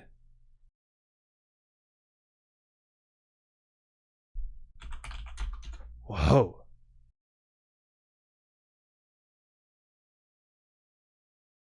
They could, in theory, here have like, what's it called? That would actually win.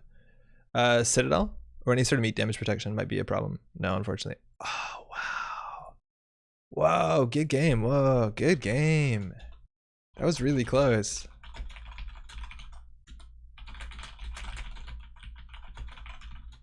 Actually, maybe if they took the meat damage, they would have 1 tag. No, maybe they died no matter what. I think they died no matter what, right? Because if they took the meat damage, they would have had 3 cards in hand. They'd clear tag, they were 1 tag, and we can still hit them regardless. So I think their best thing was not to clear tags, but to run HQ because they knew they had the hostile in there. Yeah, I think the best play was actually to run HQ. Because 2 tags means you probably die anyways. They died a boom on the spot. And we could have consulted for boom if we had it. Yeah, totally.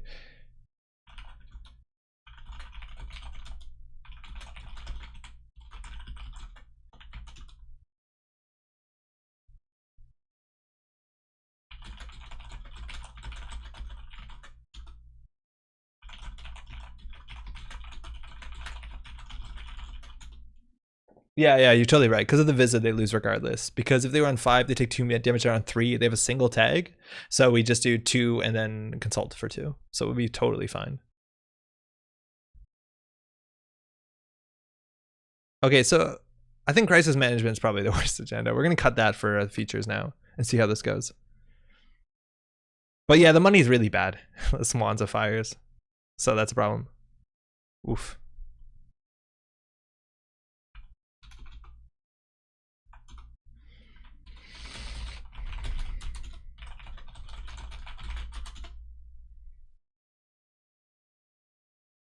They also have like ME Safecracker, which is a stealth card that doesn't see a lot of play, but just pretty good pressure. The console's always the issue, right? Like what console you play or in Smoke. And Mirror, for what it's worth, I don't think it's fantastic. Oh, you played well. Rule 3.65D from Nisei version 1.4 rules says you have to trash the installed region if you install another one over it. Jeff, thank you. That answers it. Divest of Trust did a lot of work. Yeah, Divest of Trust worked that game. It actually stopped us from losing. But that might be result oriented. But I think, like, it's no surprise. Crisis management is garbage. Wait, could we have killed with crisis management? No, we don't have any scored. Never mind. I wonder if this was worked in any. If this was in any player's score area, that would be an interesting game. Interesting card. I'm a huge fan of Gauntlet in any shaper. Gauntlet is one of those cards that it's like so value oriented, 5 credits for a console that does nothing on install, that I never play it. I'd rather play like something like Turntable. But yeah, it's definitely good. It's HQ pressure, which shaper needs. And if you can afford it, I'm just so worried in shaper that you have all these expensive slow cards that you just lose before they matter. Okay, let's change it. So let's take out the crisis management, which obviously is bad, and we'll put in future is now. I feel like money is obviously pretty bad. I wish we had another news team so bad, but I feel like maybe we can cut a snare. The snare is just so good. Like the snare would have, anytime that they hit a snare off the wands, that would have been fantastic. I realized I never got to install SMC. Yo, Honey T, good game. Did you need SMC? It looks like you had everything. Looks like you had everything. Like you broke 1 ice. It does help for misdirection, but our deck is a bit different. If you have money troubles, though, snare is expensive. It is, and force connection is also very expensive. But force connection is also another thing where if they hit it at the wrong time, we can win the game. But I could see us maybe just getting hedge funds in there and cutting one of those, and then maybe playing another news team, which is free. Free is good because we want to survive till stock buyback. We also could, in theory, like, and maybe it's going to be a bit easier now, but you could always like consulting visit for stock buyback to gain like 18 or whatever. I tried going into it without expecting anything since I was listening. When you're building. Ah, cool. No, you had a good setup. You had good early econ. You're pressuring their servers. Not trashing the Mwanza, I think, is like super gutsy. For what it's worth, like we don't have too many ways to leverage the credits in that list specifically. Besides forced connection, which actually did end up mattering. But leaving the Mwanza up is like really brave, and I think was the right play. A long while back, I was playing forced connection, making news, which is fun. Yeah, I think it's like a pretty reasonable card. Like, okay, this is the thing that always surprises me. Someone hits snare. Snare is an asset. Somebody hits snare, you're happy to pay 4. And sure, no matter what, it triggers. But if you paid 4 every time someone hit a forced connection, that's a trace 7 for 2 tags. And clearing 2 tags is probably worth spending 6 to 7 credits based off of board state, depending on other tech cards. But if you just pay 4 credits anytime someone hit a forced connection, it's a pretty reasonable trap. The thing is, like, you don't have to. If it doesn't matter, you spend nothing, which obviously is bad, and snare is always good, independent of how much money the runner has, generally. But I don't know. I think forced connection is like totally reasonable. C-Source to trash the possible artist calling or data dealer? No, we just lose. We'll just lose if that happens. That's fine. I think damage from snare feels better to pay for. Yeah, exactly. The damage from snare feels really good. But if you have like false lead and they hit a forced connection, like shit, that's very powerful. I think I only left it because I saw the other Mwanza and only one agenda. Yeah. The thing is, like, once you steal an agenda, next turn you go in, you see 2 more with Mwanza, and it snowballs. Like, you were seeing way more accesses than your deck should have seen. So, like, leaving the Mwanza up was really good. Also, if you want to watch the VOD, we talked about this, but the last turn where you're clearing the tags, I'm thinking that it maybe wasn't the right thing to do, because you ended your turn with 2 tags, which means boom is lethal, right? And it's hard to play around that. So I think that you could either have ran R&D and seen 4 cards with Mwanza, maybe it's like 2 new cards, which has a chance of winning the game, or running HQ for the 1 and 4 because you knew there was a hostile takeover in there because we pulled it into our hand with whatever that agenda is called, Divested Trust. So I think that was probably a better out, and you had a pretty good chance of closing the game if you didn't clear the tag.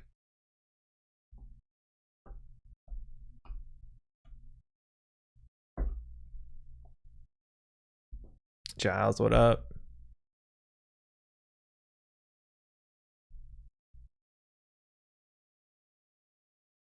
Cabo.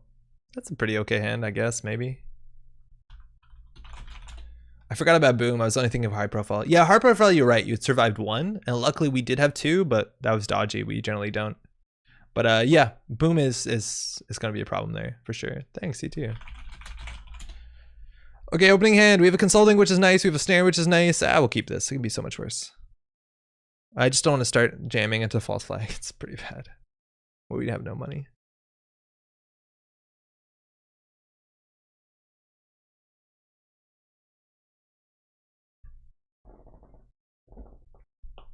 Been only half paying attention as I'm at work. Hey. Friday. It's all good.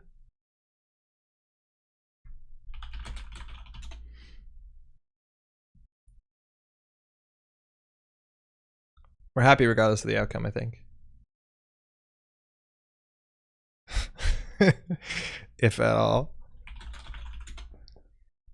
All right, so Cabo can have some really strong early turn plays. Pulling out like 3 Rizekis, that'll be an issue for money for sure. We have to go fast against that. But a lot of those plays involve Stim Hack, which is nice. It lowers Giles' hand to 4, and as soon as that happens, the play we have is really strong. But it looks like this is going to be a more interesting deck. Flame Out, Harbinger. This is probably the Heap Breakers. Maybe it's Chameleon. This looks like it's cool. Flame Out for SMC, so you can use those credits to use the program, which means only the 2 credits for SMC. You can't actually play the install cost, but there's a Reaver. That feels pretty good. They're on 0 credits. Crisis Management. So we're going to go ahead and just go and score this Trust, which doesn't do too much for a board state, but has an ability that says they get a tag, we gain 5 credits. Sick. That's a really good start. Holy shit. Like, my god, Aesop's, so they can palm their Harbinger and draw a card. That's so good. Are you listening? Giles, you gotta mute the stream.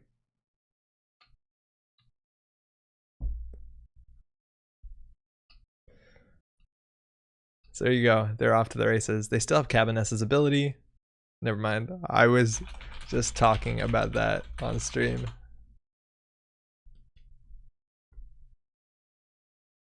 It was uncanny. I shouldn't be yelling that loud at this hour. Oh, I gotta move my face. Chat. Oh, fuck.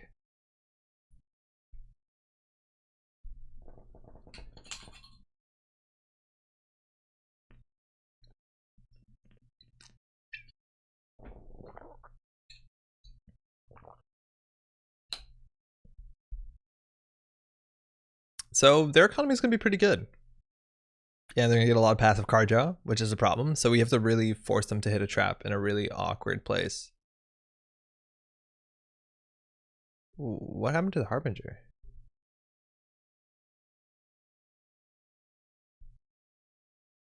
Wait, you Aesop's twice.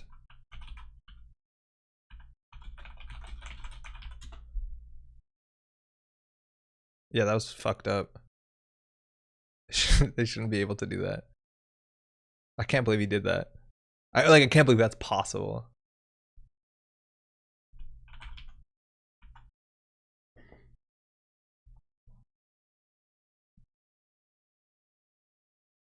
How do you install face down? There must be a command for that.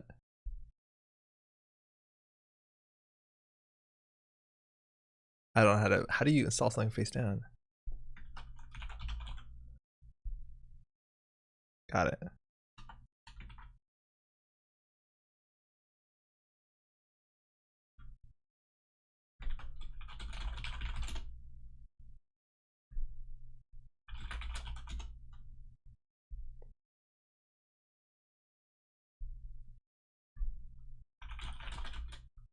Oh, they got the features now. Okay, we're not going to divest the trust that. We're just going to go ahead and hurt them, hopefully.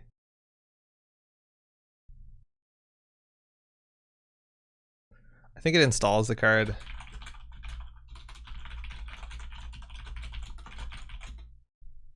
Ah, whatever. We'll fix it. They'll just skip a pawn. Yeah, nice. Ace. Sever. Okay, so they take a meat or a tag. The tag is actually pretty impactful at this point. They only have 3 credits. No. So they take the tag. So they clear the tag. Like outside of deuces, that's actually gonna be a pretty hard tempo hit. We actually can't fire the snare. This looks like a prize sack or anything else. And now our stock buyback becomes a 2 credit card, so we're in the green. Don't worry. I'm surprised they're going for singles here. That wasn't even dirty laundry. Like that's really aggressive early for probably a shaper deck that wants to set up pretty heavily. Like right now, in theory, economic warfare, the hard hitting news is like easy. Oh, I guess you can't economic warfare. But I'm gonna install this. I can click for credit so we can fire snare, and probably just click for another credit. I don't know. But they're gonna get another card and 3 more credits, which we can't keep up with. So you really have to build like one of those board states that they struggle with. Now, jamming out Bailiff is like kind of risky, but I imagine like our deck gets way more powerful in the mid game once they take on a bunch of agendas. Yeah, I think we need to figure out how to get another news team in here. Maybe 2 snares is enough, because then they're always looking for that last one. Early divested trust though feels good. And if they're on Chameleon, maybe we can archer them. Let's see if a Cybertrooper Salute comes down. That won't do it, but it kind of shows what kind of build they are. Simulchip? Okay, okay, we got a false lead if we want it. I think we do. So that's a really big deal. If they ever take on enough tags at the inopportune times, that's it. How many of those do we have in our deck actually? Is it 2 or 3? Because that's actually pretty good. 2, fuck. That's a pretty good card to jam, because they could run it at a bad time. But now what they take, meat damage or tags, is going to be more impactful. And I honestly think the way you win against this deck is just always take meat damage. Oh, they have also a clot. We're really weak underneath 4 credits. I'll stop playing with that. It's probably pretty loud. They're drawing up. Nothing to pawn this turn. They could have pawned the Simulchip. They might just want to use the Simulchip to reinstall a Harbinger. And there's an Ika, which will be their panic button against an archer. But for what it's worth, they can't actually use the flame out with the Ika because they have to host the Ika on the ice, not the flame out. Ooh, standoff.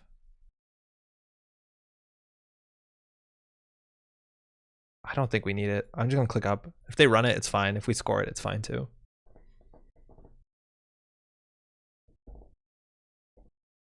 Peace. Okay, cool. That makes sense. You can use Eco with flame out? Really? How? Misdirection. That actually kind of matters. You can pay to boost strength and host with flame out creds. Oh, I see what you mean. Ah, interesting. Like you can pre-boost. That's neat. Okay, so that's a standoff. So they can choose to start trashing their cards. We probably will trash the snare if it comes to it. Okay, they didn't. So we got 12 credits. We drew another snare, which is a bummer. And we have too many cards. I think we're going to build a scoring remote. See how they deal with Data Raven elegantly. And we have to throw some stuff out here. Honestly, like the Bailiff is probably... It's probably the worst card in hand. But we're chugging along. Like that's the problem. So we're not threatening anything on the table that's going to win. And we're not anywhere close to 7 points. So they still have a lot of time to set up on 17 credits after pawning the Ika. They probably simulchip back a Reaver, right? Or a Harbinger. because they've trashed a thing. If we get a price tag behind this Data Raven, I think we're in the green. But this is a deck that actually might be running Hunting Grounds. So far we've seen what? 4, 5, 6, 7 influence? Even more. 4, 5, 6, 7, 8, 9, 10 influence turntable. That's a liability. We have 0 pointers in the deck. Oh, fuck. Oh, shit. Let alone the false leads. Their trigger turntable will happen before. I actually don't know how turntable works with Divested Trust, but we're probably going to figure out. Yeah, there you go. There you go.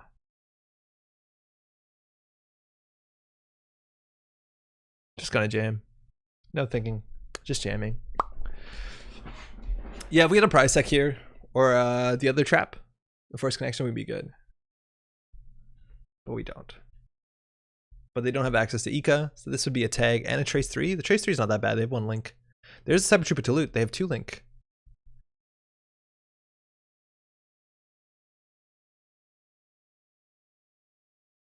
So unless we have the high profile target in hand, this you can't do advance into score. You have to do advance into, oh sorry, you could do advance score into HPT, but we don't have it in hand, so we have to actually advance this at least once more, if not twice more.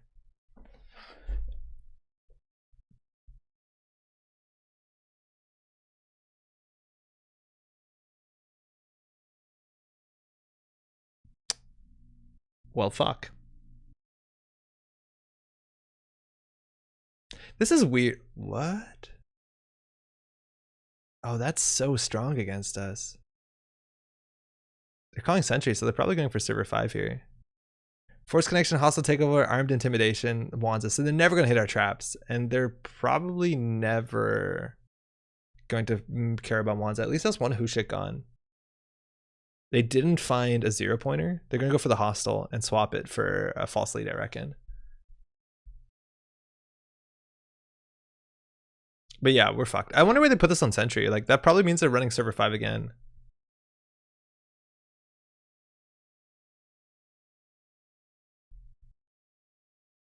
So wait, if we use Divested Trust, I honestly don't know. They lost how much of in Stim Hack. Yeah, they're taking the damage. It adds the hostile to our hand. It adds an agenda in our score area to our hand. That's kind of funny. Oh, we're so done. I shuffle our deck though. And if they run this, they can't take the tag. And they can't take the meat damage. They have to take the tag, sorry.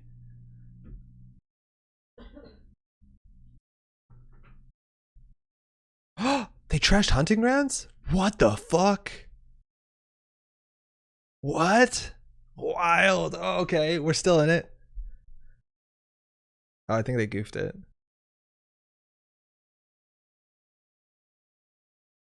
Okay, they definitely didn't mean to do that.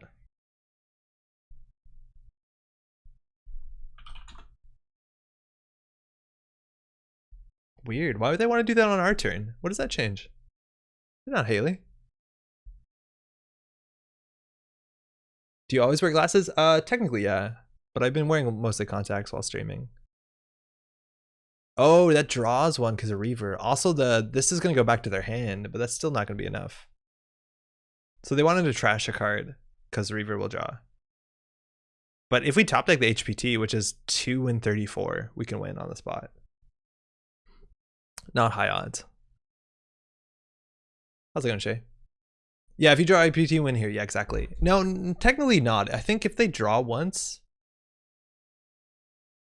hold on. They'll be on 3. This will be 4.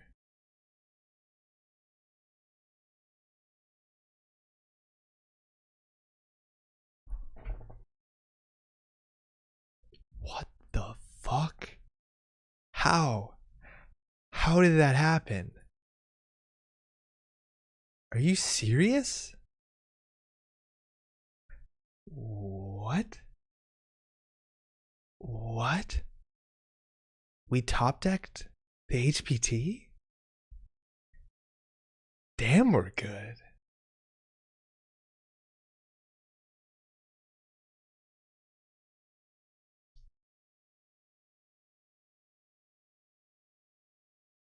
Oh, it's not boom. Never mind.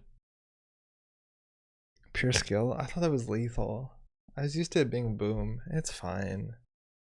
It's fine. It's fine. Guys, I was so excited. We got their notoriety. And their chameleon. This is good, right? Are we winning now?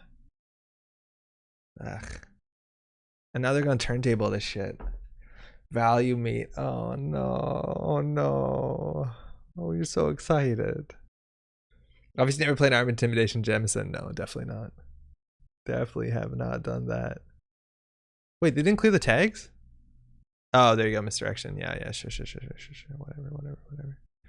Okay, well, let's just say that we've put a pretty big dent in whatever their plans were.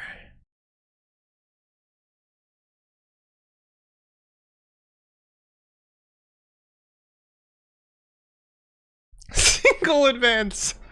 Oh, that's so wrong. We definitely should have double advanced this, I guess. Okay, we still have a game. Because if we double advance this, we could maybe do damage. But we're going to take the bad pub. Ah, yeah, Reaver. Everything they do draws cards. Fucking shit. It's going to put us on 6 points. So we don't score this. We score the hostile, and then we score that. And then maybe we win. I mean, if they don't clear tags, no, they'll definitely clear tags. They got misdirection. I honestly think it was probably right to just jam the hostile here before they can threaten the clot. Because we don't want them to score the hostile. That being said, they can't run here. Snare is lethal. There's only one snare in HQ, one in R&D, one in server 2. And I don't think there's any reason to check server 2 until we're on 6 points. Another Hushik would be scary. 2. Don't want 4 2s. Ah, man.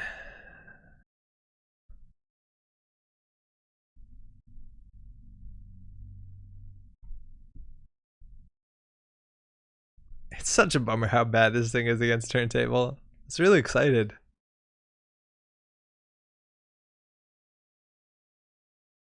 Self-modifying code. Okay, so I don't think they have 2 clots. That's fine. So they're hosting on there. We haven't seen a Rizeki. Let's see if they pull out. It's probably an Angolo. Deus Ex. That prevents net damage. Alone stops Archer from firing. Yeah, this is bad for us. But they have to take the 2 meat damage. There's no way for us to do a single damage, which is such a bummer. Okay, so they have to take the 2 meat damage. Let's say that's fine. It's not, but let's say it's fine.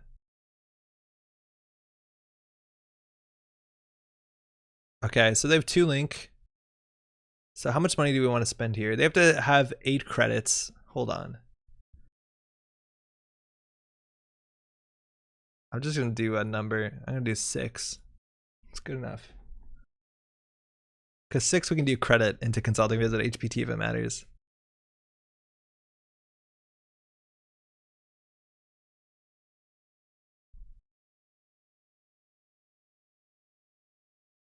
Oh, they boosted, excuse me. So it's a broad daylight. They could exchange that if they want to. They in theory should exchange it just so that we can't like protect it. With if they don't exchange it, we can protect it with divested trust. I don't actually know if we want to confess it with divested trust. We'll do Argus first. They didn't turntable it. It's almost like this deck is missing neural. Yeah, it's missing any chip damage. Like I would love chip damage. I just don't know what to do for that. Like neural is not, doesn't seem right. Okay, so we can add it to hand to go up to 8 credits, but then we would be on 3 agenda points, which seems bad. This is the way that they deal with Archer, right? Tithonium as well. No, we'll keep it. Ah, fuck, just 1 damage.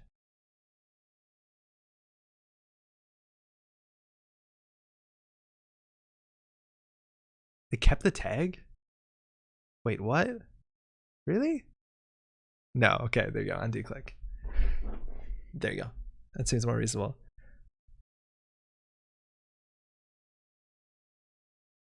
Man, I just want to be like P. I want to just score an agenda that's been on the table forever and do a damage. Is there anything that'll do that? Like what? You have to do like C-Source. Man, maybe we need C-Source. Self-modifying code, install a Harbinger, trashing the Deus Ex. Do they have to trash the Deus Ex? Yeah, exactly. C-Source high profile, you win now. Yeah, totally. So they can't threaten Clot. So let's get ourselves onto game point. Okay, we're on game point. Audacity Atlas, here we come. They're on 4 agenda points. That's a lot. Like, they need to find that one news team so bad. Also, an archer would be pretty relevant here. We have 7 ice and 31 cards. Oh, you think Deus Ex is for snares? That's true. Yeah, Deus Ex for snares is really good. I would have forgot about that. But it does deal with Tithonium and Archer. I think because they installed it to run on an advanced card, it's not a snare, right? But yeah, it's sick against snare, that's for sure.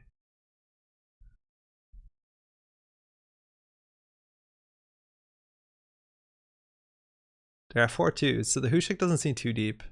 HQ, what? Hit a snare here, we win. GG. We win. We top deck the HPT every time. Ah, GG. Archer's not AP? I think it is. Is it not? No, maybe it's just Destroyer. We keep talking. We had the consulting visit, so it didn't matter, but we keep top decking it every time. We're so good. Yeah, they definitely goofed that up. They didn't see a snare for a while, so they felt safe. That was scary.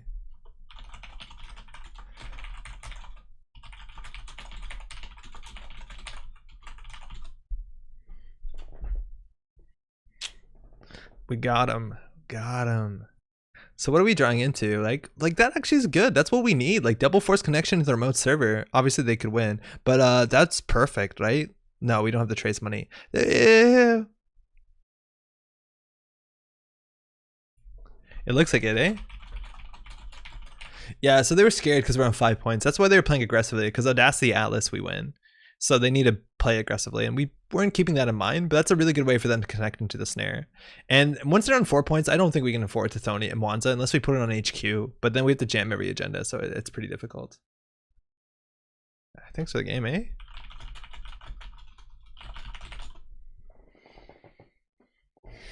All right, this deck definitely needs some work. Just having a modicum of credits is like definitely really important to threaten stuff.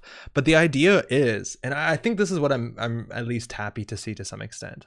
Like obviously this is not better than any sort of archetype, but the idea is without economic warfare, without hardening news, even without C-Source, I think there are enough traps in the game to get somebody into a situation. And if we had a false lead, like the game is wildly different, but obviously we lost at the turntable, to get a situation where the runner ends up tagged on their own. Did the ice suite do anything? No, in none of the matchups did the ice really matter, but that's because, well, the Data Ravens is fine. It's good. It actually does matter because it slows them down. They had to clear a tag. So that was the best ice for sure. But we didn't see a Tithonium. We never res that. We didn't res an Archer. The other game we didn't res anything, but stealth. Man, that was frustrating. Felt like I should have had that. Yeah, I think you should have too. You had to play defensively. I think you're right though. If you had a simul chip, you don't have to worry about Audacity, and it's hard for us to score out from this point. But like we have enough traps that it gets difficult. But oh man, for what it's worth, actually, Giles, I think on the turn that you stored the broad daylight, I think you need to turntable it for the other 2-pointer, because otherwise we have the chance of divested trusting it back to hand. But as soon as you trade it, we can divest the trust back to our hand, and then we lose more points. So I think you want to turntable if you can. I think so, at least. So you're saying you can make an iceless Arcus? No. I see what you're asking, Diogene, about the ice suite. I think the ice suite does do something. I think we have too small of a suite, but on that whole basis of like having enough ways to force the runner to go tag me, I think Data Raven is such a big part of it. I think Data Raven is crucial to that, because the fact there's an ice that forces them to get a tag, that spends a click on them removing the tag. And you saw in the last matchup that actually did matter, didn't it? Well, technically no, because they bypassed it, I think. I forget, it's been a minute. It's not like I did not do that previously. Yeah, I know what you mean with the iceless thing. I don't like iceless though, because like if anyone plays a Stargate, we 100% lose to iceless, especially because we have traps. Like we need a way to deal with Stargate. Even diversion of funds will absolutely destroy us. We have no way to deal with that. Mouses would be good. Yeah, Mouses is good. Mouses is pretty good. I think Data Raven's just obviously gonna be really powerful, but yeah, maybe this bailiff is not worth it. I don't know. I'd be really excited to like be on low credits and then somebody runs into Tithonium and we res it for free. Like that's always the dream, but it hasn't happened yet. We don't have a good way of making them spend credits, which is weird. PE decks used to be okay at that sometimes. Anywho, that's all for tonight. It's getting pretty late. We'll be back next week, and next week we'll be doing some throwback. If you don't know about the throwback tournament, is happening next weekend, not this one, the following one. It's gonna be really exciting. So we're gonna be dipping into that, and then we'll be streaming the whole tournament on Saturdays. So if you want to get involved, there's always like here, I think an easy link. I know Ba has been posting deck lists talking about it. Yeah, here. It's a deck list here. This is a link. I found it here. There's other places it's posted on Always Be Running. But basically, White Blades Eric has hemophilia, and he's running a tournament to raise money for the Manitoba chapter of the Canadian Hemophilia Society. It's going to be fun. Throwback is a really cool format. On top of that, there's some cool prize support. There's this clot, which I believe Kat drew this, right? This is Kat's art. I'm pretty sure. Kisra, which is fantastic. You can get that. I think it's, I don't know if it's for participation or for playing. I'm not actually sure, but we'll look into it. Oh yeah, each participant will receive a full art kit of Clot, which is awesome. So we'll be doing that on Thursday, and then the tournament's on Saturday. Hopefully, even if you don't play, if you want to just drop by, it'll be fun. It'll be a good time, and that's largely it. Happy Thanksgiving for those who are celebrating. Enjoy your long weekend if you have it. I think that's all we got. Thanks to everyone playing games with it, everyone hanging out in chat, everyone watching the VOD. Take care of yourself, and we'll be back in a week. Ciao.